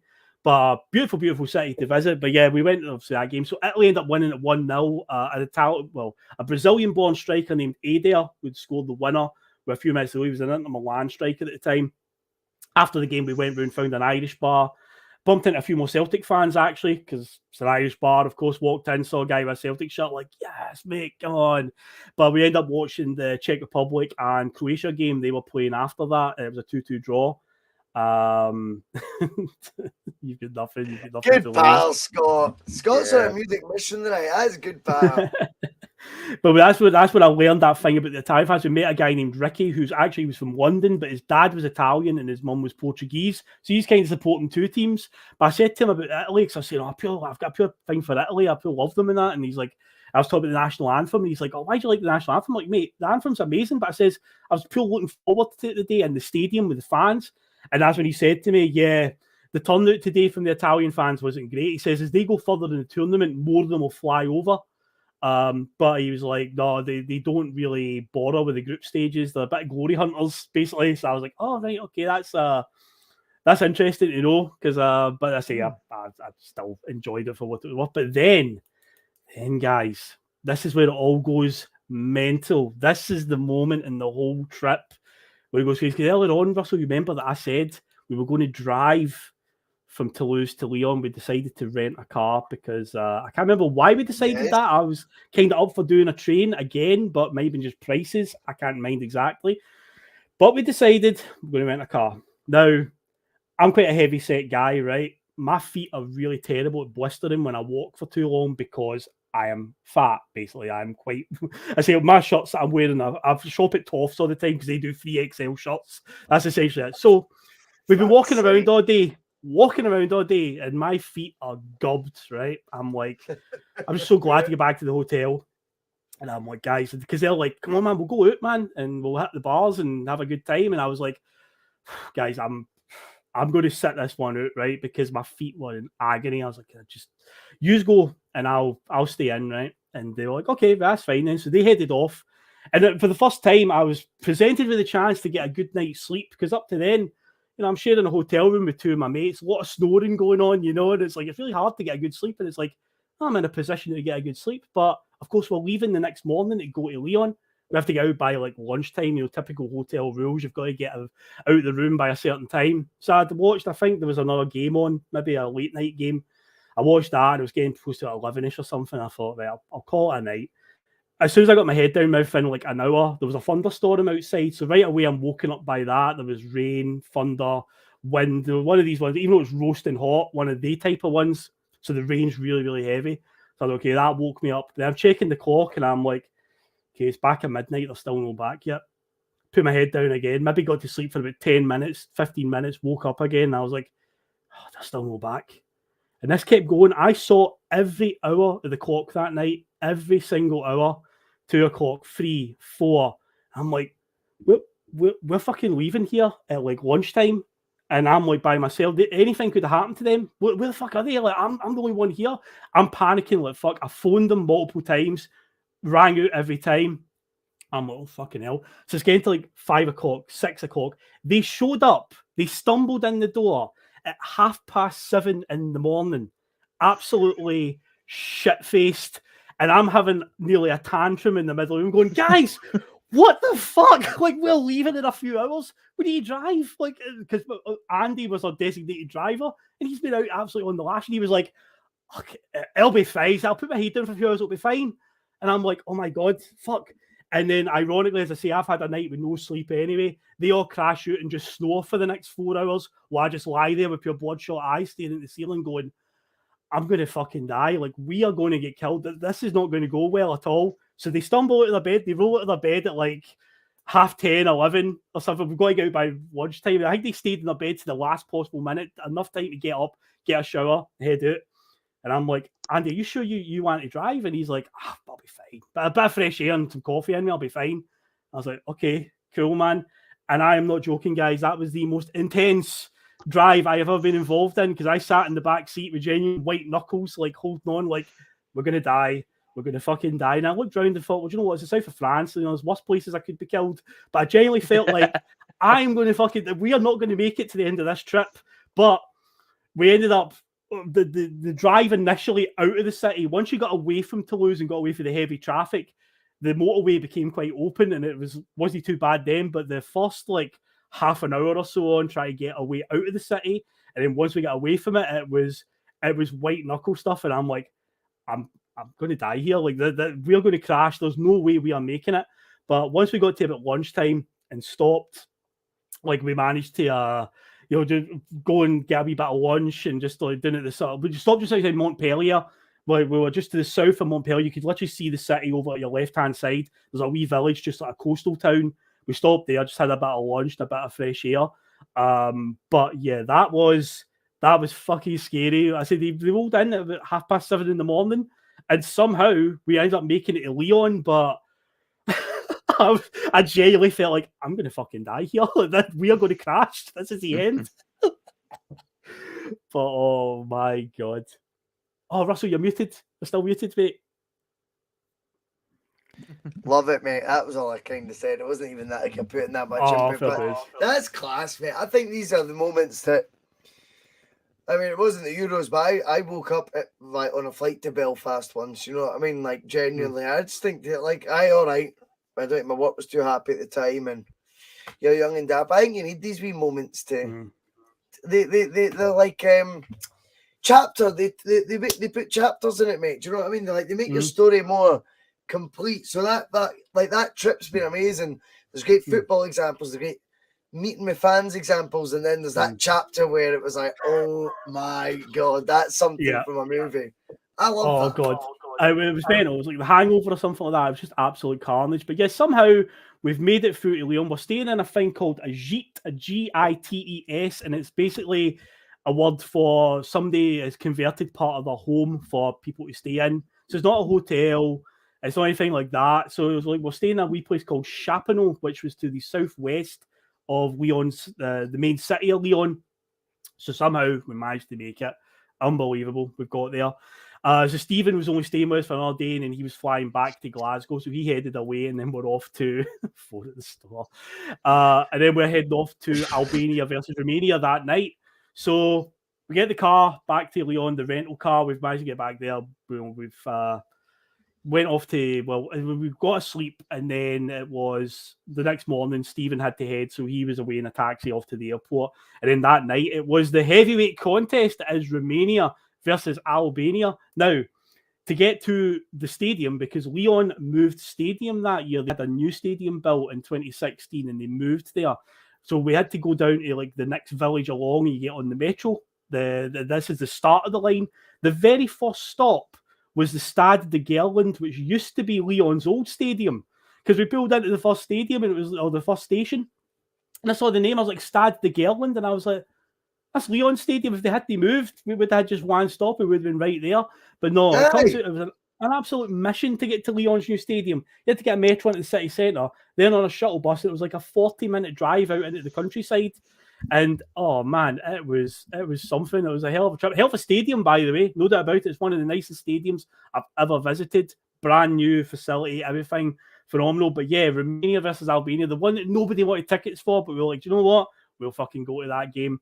But yeah, it was a 1-0 win for Albania, mate. 1-0. So this is the only time they've been at a tournament. This was the only win they got. Now, the way we were sat, my night was kind of ruined, if you want to say that, where right in front of me, the seat literally right in front of me, this older guy, an Albanian fan, spent the entire 90 minutes on his feet, jumping around, singing songs. And I thought, I'm not going to say anything anyway, tell him to sit down, because end of the day, his team's here for the first time ever. He's having the time of his life. But yeah, I literally had to spend most of the game with this guy like right in front of me. Luckily, the goal that was scored was over to that side of the stadium and I could see it. But yeah, he basically spent the entire time with just jumping around in front of me. But I'm like, you know what's mental? You've just said that. Do you know what's mental? You just said that. Genuinely on the bus here, right? Genuinely. I'm listening to you guys, right? Obviously, I had expected to be back on time, right? Various reasons why that's not. We're not going to divulge on here. But I'm like, obviously, I want to watch it. Do you know what I mean? But I have my earphones with me, right? So there's 4 folk on this fucking tiny wee irrelevant bus. You know what I mean? It's not a Boise bus for them, but it's irrelevant. The phone's not even that loud. This old cow, right, looks like Pat Butcher, right? And she is wearing earphones bigger than you guys put together, reading a book at the same time. Keeps doing this.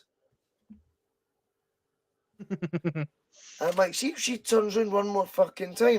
So the next time she turned around, I just kind of was like, can I help you?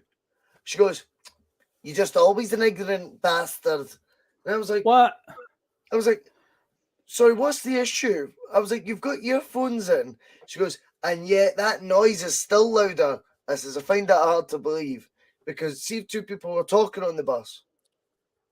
That would be far louder than this silly phone's capable of going to. She goes, you're hurting my ears with your noise. Now, she was in a multicolored tie-dye hoodie and like some multicolored print tights. And I said, well, your eyes are making me blind. Shut up. And that was it, mate. I got off the bus. As I walked by her, she was kind of looking up. I went, you keep smiling, darling. I was like, what? Who gets that wound up? And secondly, tune in, you mad cow. You know what I mean? You're missing it. Aye. Hit like and subscribe. Come on, you missed it in these stories tonight. I was waiting on you telling us she was wearing one of the wolf kind of jackets. I've got all the wolves. Honestly, I wish. Honestly, it was embarrassing, mate. It was like she was dressed like. Honestly, I don't even know how to describe. Like Mr. Motivator's like cast off. You know what I mean? I couldn't believe how rude she was about it. You headphones in as well. Like, so are you just an ignorant bastard? I was like, oh, there we go. There we go. Oh, mate. You've had some public transport interactions, mate. You know that? She's like, you're hurting my ears. I'm like, your outfit's blinding my eyes. I'm like, really annoying me. Oh, Anyway, man. Public transport, mate. Public transport. Aye. But honestly, your man was standing in front of me, Powerslow game. I say, I'm not going to like tap him in the shoulder and tell him to sit. At the end of the day, he's having the time of his life. Again, it just makes you think, man, I wish Scotland were here. And also a flashback to that Austrian guy laughing at me on the tram and going, Albania qualified and Scotland didn't even make it. Here I am sitting watching an Albania game. They'll only ever win. But yeah, it was incredible. Again, the Albania fans were just having the time of their life. They won their game. It wasn't enough to get them through, but they fucking enjoyed it. So fair play to them, man. Fair play. But again, the journey back into the city centre, it was like, on top of what my mates had went through the day before with the whole Toulouse debacle, on top of that, so we got home, went to bed, and I swear to God, they two, Andy and Chris, did not resurface till about 7:30 p.m. the next night, because I was watching the dreadful England and Slovakia game on the telly, and then one of them, I can't remember which one it was, finally got up, and I was like, all right. And then I think it was only then that I was able to say to them, right, what happened? Like, what actually happened in Toulouse? How the fuck did that? You know, you turned up at 7:30 in the morning, absolutely out your tree, and I was like, was it just alcohol? What was it? So they were in a bar, they were talking to somebody, and this guy was like, because there's a canal river that runs through Toulouse, like most cities does, and this guy was like, oh, well, there's like a party, like a rave going on, and whatever boat it was that was parked up, do you want to come to that? And they were just like, fuck yeah, we want to come to that. So they went, and as soon as they got on there, there was a Dutch guy who was handing out, I don't know what drugs he was handing out, but probably something akin to like LSD, because that's what they described it as. There was something of that ilk. And again, he's like, hey, do you want to try this, guys? And again, instead of being like, let me think about that, they're like, fucking yeah, we want to try that. So they fucking took it, whatever it was. So they were on some mad, like, random rave party on a boat in the middle of Toulouse. Well, I'm like lying there in the hotel room, like panicking, like, oh my God, what the fuck's going to happen if something's going wrong? I'm the only person. What was going to happen? They were absolutely having the time of their lives, but it caught up to them. Obviously, like a day later, it finally caught up. And was up, come down. Aye, the two of them spent about 8 hours. What was it, about 7:30 at night before they finally emerged. So I watched the England-Slovakia game, which was the late kickoff that night, and one of them finally popped up, and I was like, all right, that's what it was. They took some sort of mad drug of whatever, I can't remember what it was, but yeah, it hit them pretty hard. You say what goes up must come down, Russell. Totally right.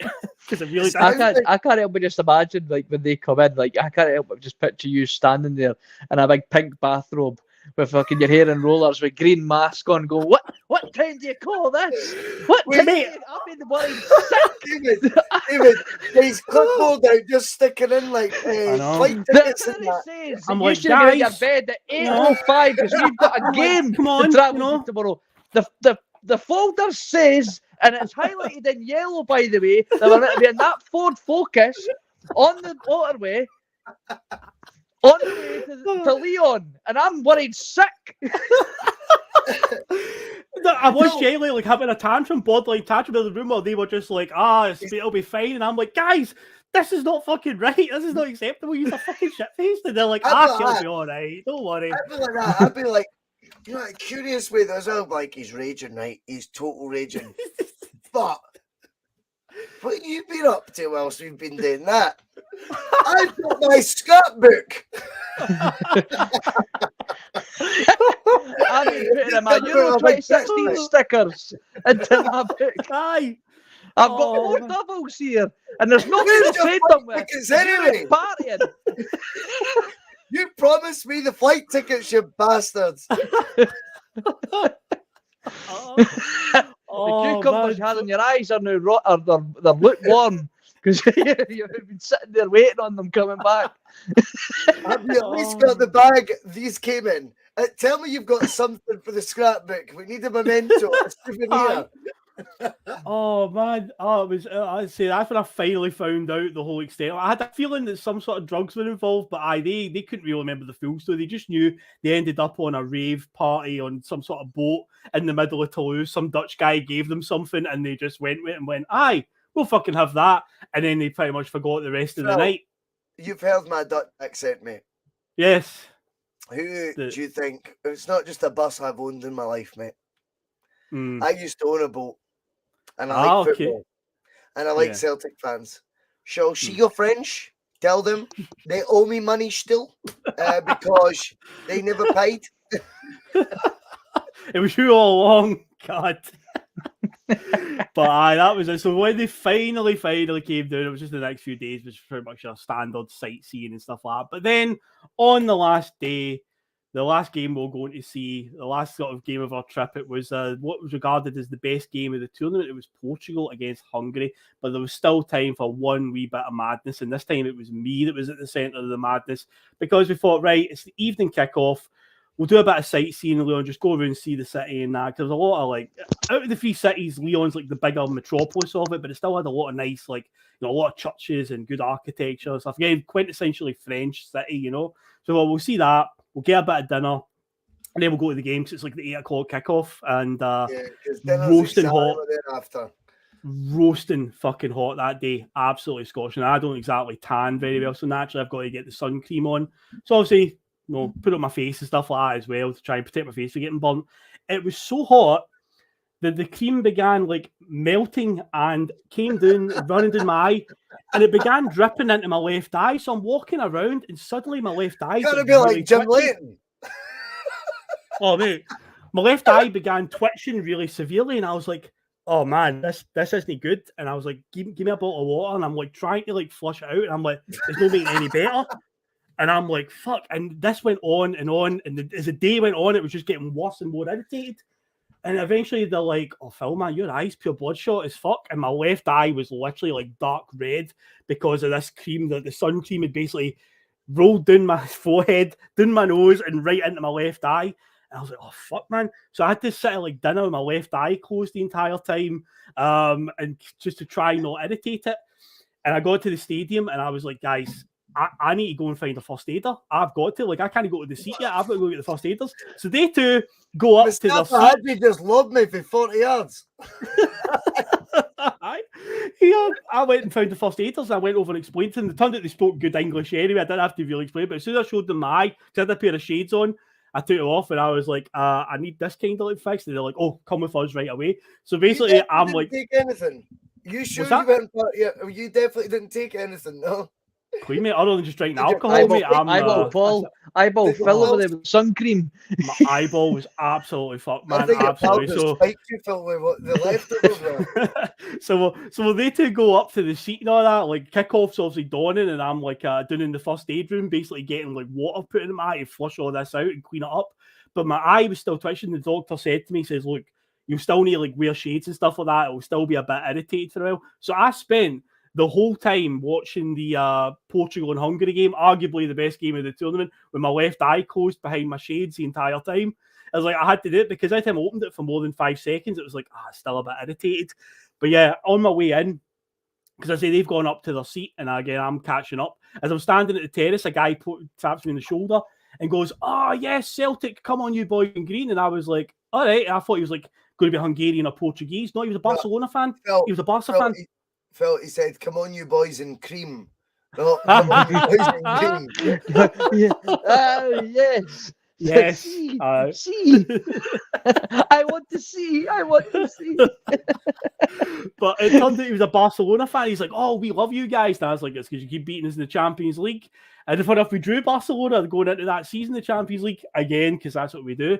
But I had to say to him as we're walking up the stairs, because again, I thought, is he Portuguese? Is he Hungarian? And I was like, are you one of them? He went, no, I'm Catalan. He didn't say I'm Spanish. He said I'm Catalan. So I was like, oh, I better not say Spanish, because obviously I know that that's a touchy subject with him. But yeah, bumped out a Barcelona fan. Again, Celtic shirt. He saw it and he was like, oh, yes, Celtic, we love you guys. So that kind of proves that there are some Barca fans out there, Russell, that go with the whole more than a club thing, even though it's a bit more on our side, to be honest. But yeah, that game is unbelievable. That's the game that Ronaldo scores the wee back heel flick. The cross comes in and he just kind of flicks it through his legs. And he scores a trademark header. One of those ones that Ronaldo can only score where it feels like he's in the air for ages. Oh, Phil, here's the debate.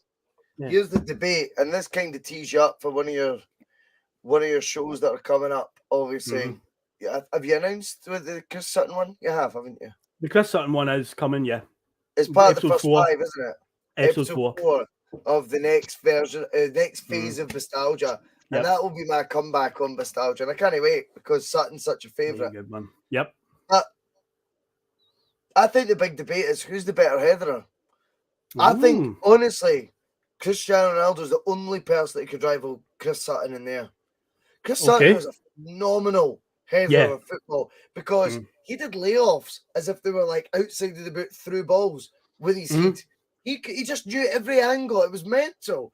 It was like his head was like, I don't understand how he did it, but he knew the exact angle. He could just do layers, the weight as well that he could do that. And then if you needed a ferocious header, he was game for all that as well. But Ronaldo, for such a pretty boy, apparently a pretty boy, never seen anyone so deadly in there like that. The hanging ability, I would say Henrik showed that Youth Cup final we talked about the other day. You look at that, not the one that looks Patrick McLaughlin. What about Larson? There you go. Oh, there you go. But this, I think it's the second one. The one where he is in mid-air there longer. And the other example I've got of that is my dad used to say that Jurgen Klinsmann, he used to talk about hanging in the air because he hangs. And I'm like, how? It's physically impossible what you're telling me. Right? If you can jump, David, you can jump. How you can't dictate gravity. But when you watch I think some of the basketball players are all very good at. And there's a documentary. They focused on the science of around Ronaldo, and they did his BMI. They did a full. They just completely examined him, and they pretty much said like he had all these different features that would be perfect for a completely different athlete. Like he had like the legs of like an Olympic runner, but he had like the jumping capabilities and his muscles that a basketball player would have. It was just phenomenal. And then they did an experiment where they would cross the ball into the box in some indoor practice area, and they would completely turn the lights off, pitch black, and he was timing it. His timing of it was perfect. He was heading the ball no problem and scoring, and he had that hang time and everything. It was like they almost couldn't explain how he was managing. Like the ball was mid-air and it was blackout, and he's still getting up in the air and managing to time it. It's like he didn't even need to know where the ball was, so long as he timed his jump. Crazy to watch. It was crazy to watch. Crazy, man. It was a joy to see him. I'd seen him in person, a Celtic Man U game years before, the one when McDonald put us ahead. I mentioned it just a few weeks ago, and Giggs equalised the last minute. Ronaldo had a shot for distance, and Boric palmed it back out, and Giggs scored. But that had been my only time seeing him in person. But he was on fire that night because, he dragged Portugal through that game because Hungary led 3 times in that game. Zoltan Gira, that's where Zoltan Gira scores that goal, 37-year-old. But Hungary scored another 2 goals in that game, just massive deflections, but Portugal just up against it, and he's just basically dragging them. Nani scored one, and Ronaldo, I say that wee back heel goal that he scored was just exceptional, just vintage Ronaldo. But of course, on the way at the stadium, Portugal have qualified amazingly with 3 draws because the Austria-Iceland game went their way. And walking down the stairs, there was a few England fans in the stadium because they'd been playing Slovakia and St. Etienne the night before, which is quite near Lyon. So they came through for this game just as a neutral. And if you have to picture the stereotypical England fan, this guy ticked a lot of the boxes. He was fat. He was bald. He had a bucket hat on. He had shorts on with socks and sandals, and he was right in front of me. Was he eating egg and chips? Well, he probably would. I'd imagine that would be his breakfast of choice. Yeah. And Union Jack bunting around him. He probably had like a bulldog tattoo or a Union Jack tattoo somewhere on his body. Come on. Yeah. That's what you go abroad for. Yeah. He's walking down the Robbie Williams at the karaoke. And on the big Robbie Williams at the karaoke. The big screen, it shows the result for the Austria-Iceland game. And then it showed you the updated final league table for that group, and it was well known that England will play the third place team. It'd already been like the way the draw came out, they'll play the third place team in the second place team in this group, because Portugal ended up finishing third, and if we were leaving the stadium, we thought they were going to be playing Portugal, and it came up that it would be Iceland, and I just remember him going, "Yes, we're fucking playing Iceland," and it's like, oh, if only you knew it was coming, my man. If only you knew. But yeah, he was delighted to have drawn Iceland, but he would fit the exact bill of what you would imagine an England fan to be. But yeah, the joke was meant to be on him. But yeah, that was our final night there. So we actually had to stop over in Amsterdam because we couldn't get a flight from Lyon straight back into Glasgow. So that was on the 23rd of June, which was the night of Brexit. We arrived in Amsterdam that morning, and we'd had a massive delay coming out of Lyon where we were stuck on the tarmac for about 2 hours. We'd been up since like 5 in the morning, 4 in the morning even, just to get to the airport. It was an early flight, and I can't get to sleep on a plane. I can't sleep while I'm sitting upright. So I'm just like, I'm absolutely dead. So by the time we got to the hotel in Amsterdam, I wanted to go and see Amsterdam and see what it was all about, but I crashed. I just went and just lay in the bed and fell asleep. I didn't wake up till about 9 o'clock, but of course, Andy and Chris went, but that was our last night there. We went to we had to stop over in Amsterdam. The end of the night, we were in the hotel bar, you know, toasting a great holiday, a great 2-week adventure. So as I say, it was 5 games, 3 weeks, 2 weeks. We were out there for the entire group stages. And at the end, yeah, we're just like, we done it, lads. That was worth the wait. I say I've been planning it since 2003, talking about doing it for the Euros in 04. So it was worth the wait. And then I say there just to be added bit of carnage as we flew in the next day. And Brexit had been voted for overnight, and we flew into Glasgow. And I say nobody knew what the fuck was going on. It was like passport control. We're just like, what do we do with people with EU passports? Nobody knew at that point. But yeah, that was the end of our little adventure in France. So yeah, there you go, boys. That is my Euro 2016 diary. Hope it was worth the wait. I love it. It's great. I absolutely love it. It's exciting. I just think stuff like that's it's memory banks, mate. You know what? I think I told you before, Phil. Like the day before I booked to go to Slane Castle, right? 95,000, David, right? Kasabian, Prodigy, then Oasis headlining. But it's just an Oasis gig. That's just the 2 support acts, mate, right? And there was someone else. So that was the Friday we were going there. And the Thursday at 6 p.m, I got home. I remember, you know the timing. You get in at 6 and your mum tells you your dad's died out of nowhere. Do you know what I mean? Like, out of nowhere. And it was like, oh shit. Right, well, more than that, but you know what I mean. And then it was my mum who was saying, you better make sure you're going to that you're on that flight tomorrow. And I'm like, no. I'll just we'll just need to put that to one side. And he was like, my mum was like, no, you're going. That's what you've been looking forward to. That's what you've pre-planned. You've got a hotel sorted with your mate. Yeah. He's going. Like, it's all like, it's not a case always of the show must go on. It might be a grieving process, Phil. As you were talking about earlier in the show. I'm not trying to steal from what you were saying about Euro 2016, but I do think that makes sense what you were saying. You were like, it actually was it's a healing process, mate, and everyone grieves in different ways. It's not right or wrong. It's not like you were going to Euro 2016 going, who cares, man? You know, it's not about that. You just sometimes feeling positive and feeling happy again about something completely removed from the thing that could bring you down the other way is healthy. You know what I mean? Without a doubt, say when my mother passed away in August 2015, I had all this already. Like, we're going to be going to the Euros. There was no way I wasn't going to go. I say, even in the run up to it, you had a terrorist attack in Paris in November 2015, the one where the gunmen went into the theatre. I remember my dad saying to me, "Are you sure you want to go to this?" And I was like, nothing stopped me. And as I said earlier with the news headlines, it was 3 days after the Euros finished. There was another terrorist attack in Nice, France as well, on Bastille Day. And it was like, but I was like, nothing stopped me from going this. I'm not going to go. It's like, I want to go for the other time of life. And it was a great trip. Trip, I suppose, but no pun intended, he said. Memory bank, mate. But I think that's right. Memories. I mean, I was at a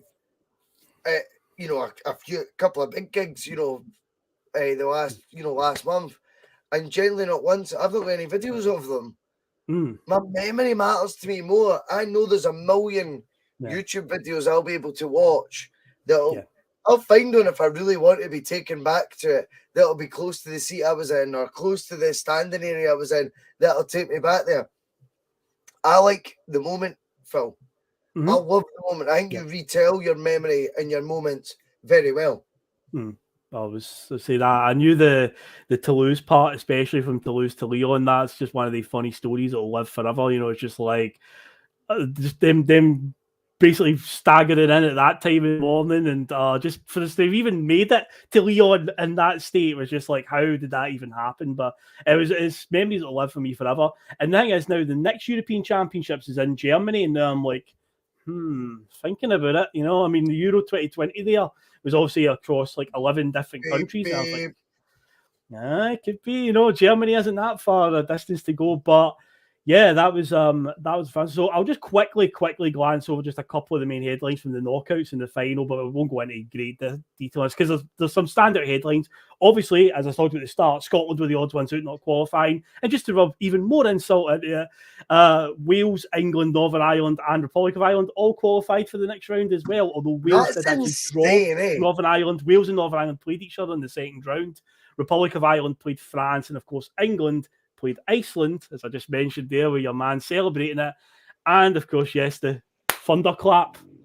Yeah, and Iceland beat them 2-1. There's the infamous Steve McLaren clip where he's live on Sky Sports News talking about England are in control, and then Iceland go and score. Blockbuster. That's blockbuster, that honestly. That probably, if he's doing like media gigs like that, remember, David, right? To try and get, like, keep yourself in the shop window. Like, see when Lennon was making a bit of an RC sell last summer, you know, whatever. I empathise with it in kind of a different way, David, because I went, well, he's not going to get a job if he's not in the shop window. And then naturally, part of the price he has to pay to do that is, we're going to ask you about Celtic all the time, right? But if he goes out of the media game, he's putting himself less in, you know what I mean? Like in that window where, you know, you easily forgotten about it. If you're not in the limelight, you're easily forgotten about it. You know, right? So out of sight, out of mind. So Steve, what's he called? Steve McLaren. He's doing a similar thing on Sky Sports. Maybe even possibly trying to become more of a, I'm so on side. I'm an England fan still, even though you all chase me out the door. How down to earth am I? And it is a car crash, 90 seconds. Oh, hey, David, have you ever seen anyone in punditry make that much of a James Hunt it that quick? It's unreal. The colour just drains. Just watch the colour. You see his whole soul leave his body.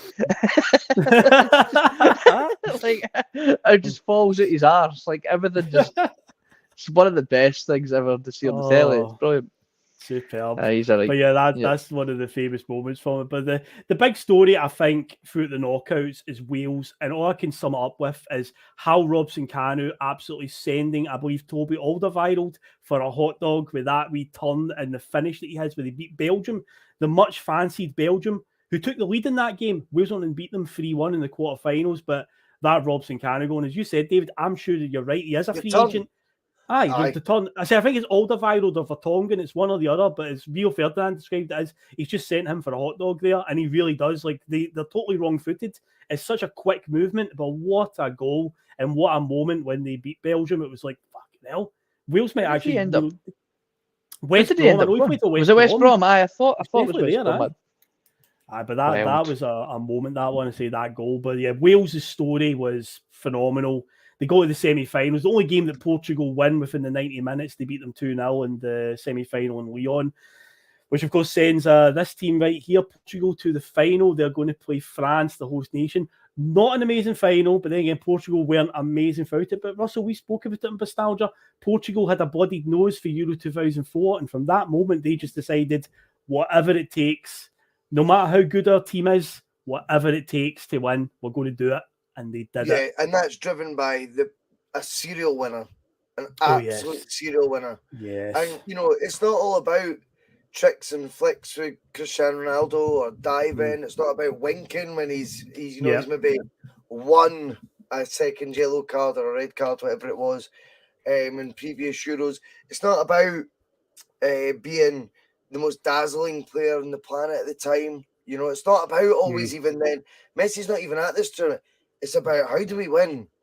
Are we going to win? How did we not win the last time? And it was like probably more obvious they should have won then when you look back, And they've just took wee bits and bobs from that. And their greatest manager of all time, I think, as well. Not the national team manager, but the greatest Portuguese manager of all time is Jose Mourinho. Make no mistake. By 2016, this is the guy who's won 2 Champions Leagues with 2 unfancied teams, which you won't see, by the way, with the level of spend he did compared to some of the rivals. It's just a joke. It's a joke, those 2 Champions Leagues he's won, in fact. And I just think they as a nation got wise to what they needed to do. And I would love to have thought, see with all the diving that, like, for example, that silly Porto team did, right, in the Youth Cup 2003, I think there was bits of it that Celtic, had they been reinvested in going forward the next couple of years, because obviously everything stagnates eventually when you look at that era, right? But I do believe there was moments, I bet you a few of them went, do you know what, they were hard men, Celtic were hard men, Portugal were, I think, a mix of, Porto, mix of hard men, but their gamesmanship was streetwise of that next level. And I think this Portugal team just combined the talent they had, which I don't think was as strong as the previous final they've been in, Phil. I really don't. But they've learned to become masters of the other aspects to win. Yeah. And they had iconic people to help them with that. Cristiano learning from the best of the best, Sir Alex Ferguson, and Jose Mourinho being Portugal's most iconic coach.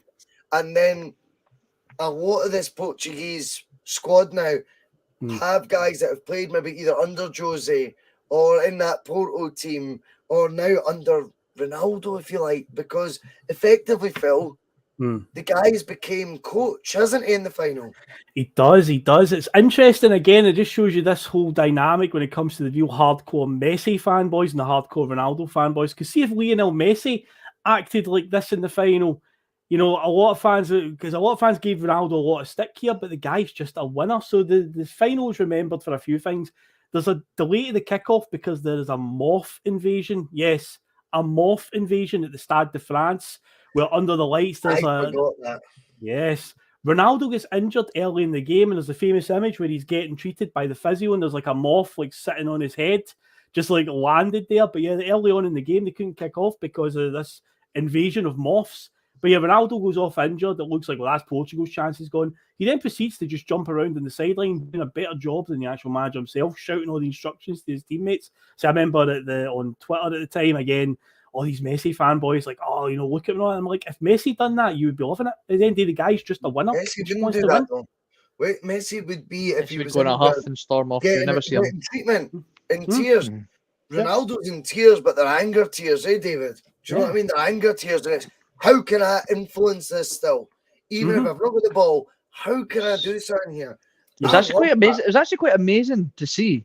Like, it was actually amazing to see. Like, if you take a step back, you're seeing a guy who's dragged Portugal to that final, literally dragged them there, and he gets injured so early on, and you're like, I can't believe that we've got to a final and Ronaldo's got injured. And then it's like that gunslinger that just appears, and he's got the limp, and he's bleeding, and he's still walking towards the sheriff, and it's like the guy, and that if that's not inspiring, I don't know what is. If you're a player on the pitch, your captain, your main man, your leader has went off injured, you're thinking, what the fuck are we going to do now?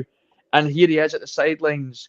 Like but at the same time, that little comedy side of me is all I can picture is that skit on Chewing the Fat with the two coaches are copying each other. But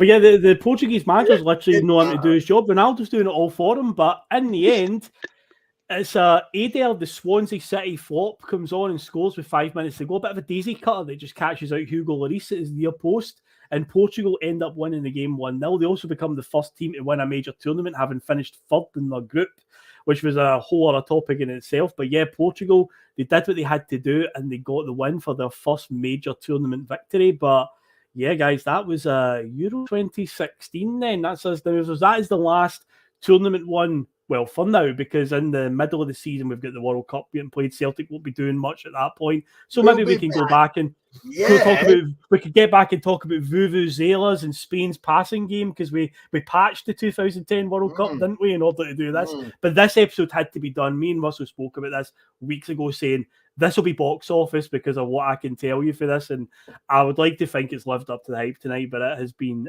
fun recounting all that. And hopefully I gave the viewing audience a bit of a laugh watching that, because it certainly was funny for me to recount it. But of course, we're not going to end on a funny. We're going to end on a trivia note, because at the start of the show, I did do the trivia. David's now like, fuck, that's right. So he did. This is part of the experience, mate. Remind me. The question was, it's all around golden boots. So Antoine Griezmann won the golden boot this year. He was obviously a Frenchman winning it in France. There are 7 others that have won a golden boot in their native country at a Euros or a World Cup. So I'm looking for the other 7. There's actually 8, but see the 8th one, you'll never get them. And I don't even think Patrick McLaughlin or Pat will get the 8th one. But I'll accept 7 answers in this case, because the other 7 I'm terrible. are terrible all players that you know. They're all players you've heard of, put it that way. So they've got to be native to the country that the tournament is in. Euros. Right. Euros and World Euros Cups, and World Cup. So Shearer's definitely. Oh, sorry. Are you still? Shearer's correct. Shearer's a Euro 96. He won the golden boot. England, I was going to let Russell get his chance to figure out what he wanted. I've just jumped the gun there. But that's called buying time, David. Russell doesn't like Alan Shearer anyway, so he doesn't want to say his name. So there we go. Shearer ticked off the list. Shearer's definitely one, yeah. Yep, England Euro 96. Alan Shearer won the golden boot. Was turn the comments off because turn the comments off for now, and then I promise. You know it. Am I right? Is Thomas Muller? He's got definitely golden boot winner. No, closer. Miroslav Klose won it in 2006 in Germany. Thomas Muller has won a golden boot, but not in not at the home nation. No. Yeah. So Miroslav Klose won the golden boot in 2006 in Germany. So he was a native. Two out of the 7. It's Sanchez with Mexico. No. Nope. Zinedine Zidane. No. Hit the post for that one, I would say, because there is a Frenchman on here. Aye. Home nation. I'm trying to think of the home nations now. What was that, Russell? Givars didn't win a golden boot, did he? No, Givars didn't even score a goal at that tournament. He didn't even score. Didn't even score. They always boast about having a World Cup one, didn't he? I thought surely it wasn't as bad as that, was it? We had Juninho, he won the World Cup as well, so get up him. He actually played for us. What about Mbappe? Just when they won in France, was he the top goal scorer? No, Mbappe was the top scorer maybe in 2010. But that was in Russia. Mate. That World Cup. Oh, sorry. Yeah, right. They've got to be native to the country the tournament was in. Native to the country. Yeah, I keep forgetting that. Oh, okay. Did Anne 2002? Did he finish up there at South Korea? No. A joint. I was hoping for. I didn't think top scorer. Maybe a joint top scorer. I'm just going through the tournaments now. The way Trezeguet. No, not Trezeguet. No. Because the France 98 one was Davor Suker, so it can't be France 98. It was a Croatian guy that won the. Yeah, but Trezeguet Euro 2000. I was thinking Euro 2000 wasn't held in France. Of course, it was. They've got to be native to the country. You think I was on this show every week, mate? Euro 2000 was one of the better shows we've done. I feel that was the night I wore the Holland top and you wore the Belgium top. That's terrible at trivia. Yeah.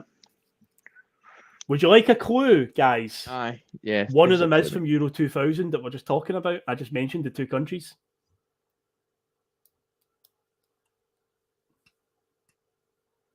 Oh, boys, come on.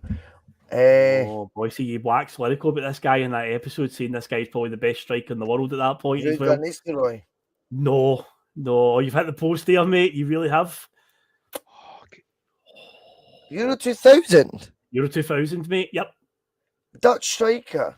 Yes. Why is... Oh, He's struggling, folks. He's struggling. Oh, I'm definitely struggling. I'm terrible at this. Why though? I don't understand. Dutch striker. Yep, won the Golden Boot. It was a joint Golden Boot. The Savo Milosevic also won.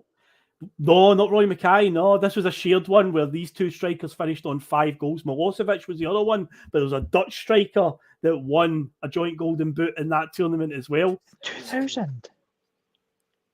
Why can't I think? I mean, I'm just fucking Euro 2000 Dutch. Oh man, Russell. I'm raging at myself right now. Oh mate, I'm not going to get it. Like, I'm thinking. Would you like to know the club that he played for that will give it away? Oh, Patrick Kluivert. Patrick Kluivert is Euro 2000. Kluivert. Yeah. I'm just going fucking through the fucking icons of FIFA. Like, there's definitely. Sorry, mate. Him and Savo Milosevic. I'm terrible at historical football trivia. I'm just terrible at it. But so the other ones. So the other Euro ones I'll give you a couple of clues for, right? They may be a little bit before your time, but you've definitely heard of both of them. One's from Euro 92 and one's from Euro 84, but you know both of these players because they're very, very famous names. And as for the World Cups... Laudrup. No, not Laudrup. No. Neither. Where was Euro 92? Oh, was it Denmark that won it? Denmark won it, but it was in Sweden. Oh, Brolin. Thomas Brolin, he was a joint top scorer. And Euro 84 was in France. This guy scored 9 goals for France in the tournament. Wasn't Henry, it was no, it's 84. Euro 84. Oh, sorry, 84. Henry was 7. There you go. That striker. 84. I know it. He's he is arguably one of France's great ever players. I know exactly. I'll never get his name. He likes a wee bit of this as well. Who? Did you just say it? Oh, Platini. Platini, yes, he likes a wee bung, bit of corruption there. I was thinking of the striker, Phil. No, it was Platini scored 9 goals. Striker that seems to be like more legendary now. Is it Papin? Papin, that is exactly it. Jean-Pierre Papin. Yeah. So but now there's 2 more World Cup ones you need to get. 1990, which was in Italy, and 1978, that was in Argentina. But you know both these players, you know the names. 1978, Argentina, Maradona? No. I guarantee you that if Liam Greenlaw's watching, he'll be shouting the answer at the telly right now. It's not Passarelli, who's a defender. No, wasn't him. Yeah, all right. I'm just shouting out. Nevio Scala? Ardiles? No, not Ardiles. Nope. That's me out of guesses for Argentina. Yeah, I'm out of guesses. I'm terrible. Like I said, I'm terrible at this sort of stuff, so I'm just going to pass. Right, we'll leave the Argentina one for the comments saying if you can't get that. And as for the Italy one, Italia 90, you know this one. No, Baggio. Nope. No? Scalacci, Salvatore Scalacci. So the Argentinian one, I can tell you, is in the comments. A few people have put it in as let me see. Yeah, you can deal with that. I've not got the comments up. Oh yeah, I've got. And answer, Terry Robb, is Kempes. Liam Greenlaw mentioned on here he idolises Mario Kempes. That's one of his favourite players. So I imagine if Liam's watching, he'll be shouting. He was. But there was an 8th one, but as I say, I don't even think Patrick Walker or Pato would guess. It's from the Chilean World Cup in 1962. I don't think anybody would get it. So I just went, I'll accept 7 out of the 8. There's a guy named Lionel Sanchez was the 8th one. He was a Chilean striker. But yeah, other than that, that is the trivia for the night. And that concludes us as another Bustalgia, another long one, guys. It's been emotional. But yeah, I say, this is the last tournament one for a while. Next week, we are moving on to the Celtic Years Bustalgia. I will be on either Tuesday or Wednesday next week. We will decide that in the next couple of days. But I'll be doing the 2007-2008 season. It'll be my first one. If you watched my Celtic story with Dell, you'll know I'm very, very fond of that season. First year I had a season ticket. Got a lot to say because a lot of headlines in that year. That was the run-in that we had to win every single game to have a chance of winning the title. And we did. We did. We won 7 out of the last 7. The league was decided at Tannadice on the last night on a Thursday because there's a lot of fixture moving shenanigans that year as well. We'll definitely get on to talking about that because there is a team that's still got a bee in their bonnet over that one about how they were treated apparently during all that. But we'll get on all these subjects. But yeah, that's to come as well. So Russell, anything else you wish to tell the viewers that are coming up this weekend? I finish work at 4 tomorrow, but I'm not envisaging the busiest afternoon, so I will be focused watching Celtic Norwich. So I'm looking forward to be able to talk about the first half. Terry Robb will be, obviously, as always, offered the invite to join us because he's the face of PMP, and there's another couple to add to the lineup, which I've not quite decided on, Phil, i.e. I've not asked anyone who's free. But I like to try and keep the names mixed up the now whilst we're all in pre-season training. We're all trying to get back up to our best. Obviously, Sunday, then we lead off Sunday Brunch now as the only Sunday Brunch, Celtic football pod that's worth listening to now, because Sunday Brunch has now became our topical show. It's basically, we stole the time from the Sunday supplement on Sky, which I used to love watching, kind of fake croissants and all that. I need to get Regan Stevenson and Mark Kenny some props, but we'll get a guest on with them. If not, I will join them. And Monday Club will be back.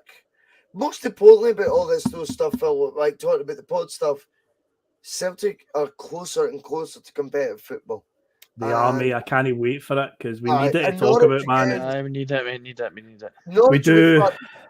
But 31st of July, I am so much more nervous about Celtic Aberdeen. Not nervous that I think we'll get beat, but just that butterfly feeling again. It feels so long since I've had it, like unnaturally long, because we're so used to playing these qualifiers so early. Do you know what I mean? That the game's almost doing me a favour for the Bullfrog, because any nerves you could potentially gather for that, Celtic are going to shred for me instead that afternoon. Do you know what I mean? Or put to bed. And before you know it, it'll be showtime at the Bullfrog. But we've got loads of stuff to look forward to, mate. Oh, definitely have been. So yeah, that wraps up the Euro 2016 show. So yeah, guys, it's been fun. David, have you enjoyed your first adventure onto Bustalgia, mate? Has it been worth the wait? Good stuff, mate. Thanks for stepping in as well, mate. It's been good to have a few extra folk, because I thought this is the last tournament one. It's a wee bit different than the usual, the way we're going to go about this one. So it'd be good to have a few extra people on, a bit more of a party atmosphere to it. And yeah, that's us for the night then. So folks, we've went quite it's after midnight, so we're now into Saturday. So thanks for everyone that stuck along, stayed, that watched it. Remember to hit the like and the subscribe and all that other good stuff as well along the way. But Russell, thanks man for making it on. David, thanks, and Mark as well. For being late. There was situations that I control. But I cannot wait, man. Just to keep seeing the great work you do with this concept show that you've just took to a different level, Phil. You deserve all the praise you get. You deserve all the credit you get, and just keep me in mind, mate. Sometimes, of course, to invite me on, because I'll love to be back on, mate. But you've made this summer. I think you deserve a lot of credit for this, by the way, because doing a concept show in the summer without Celtic content on a kind of, at the end of the day, early days Celtic channel, and commanding the numbers you have over all the platforms, whether it be YouTube, Twitter, Facebook, getting all the love you have. That's all been down to yourself, the research you've done, the presenting you've done, and just your general knowledge, as frightening as it is. Making it a bit fun with the trivia. Tonight you had a wee not self-indulgent in a bad way, but a wee night where you went, well, here's my take. And I've actually got real life experience, and I loved that tonight. I think that was completely different for the other ones, and I thought that was brilliant as well. But I thought but I really thought that was class, because it's real life examples a lot of us will never actually experience, to be honest. And some of us might now aspire to experience them because of the back of the stories you've told. If at the very least the bag of whatever your pals has.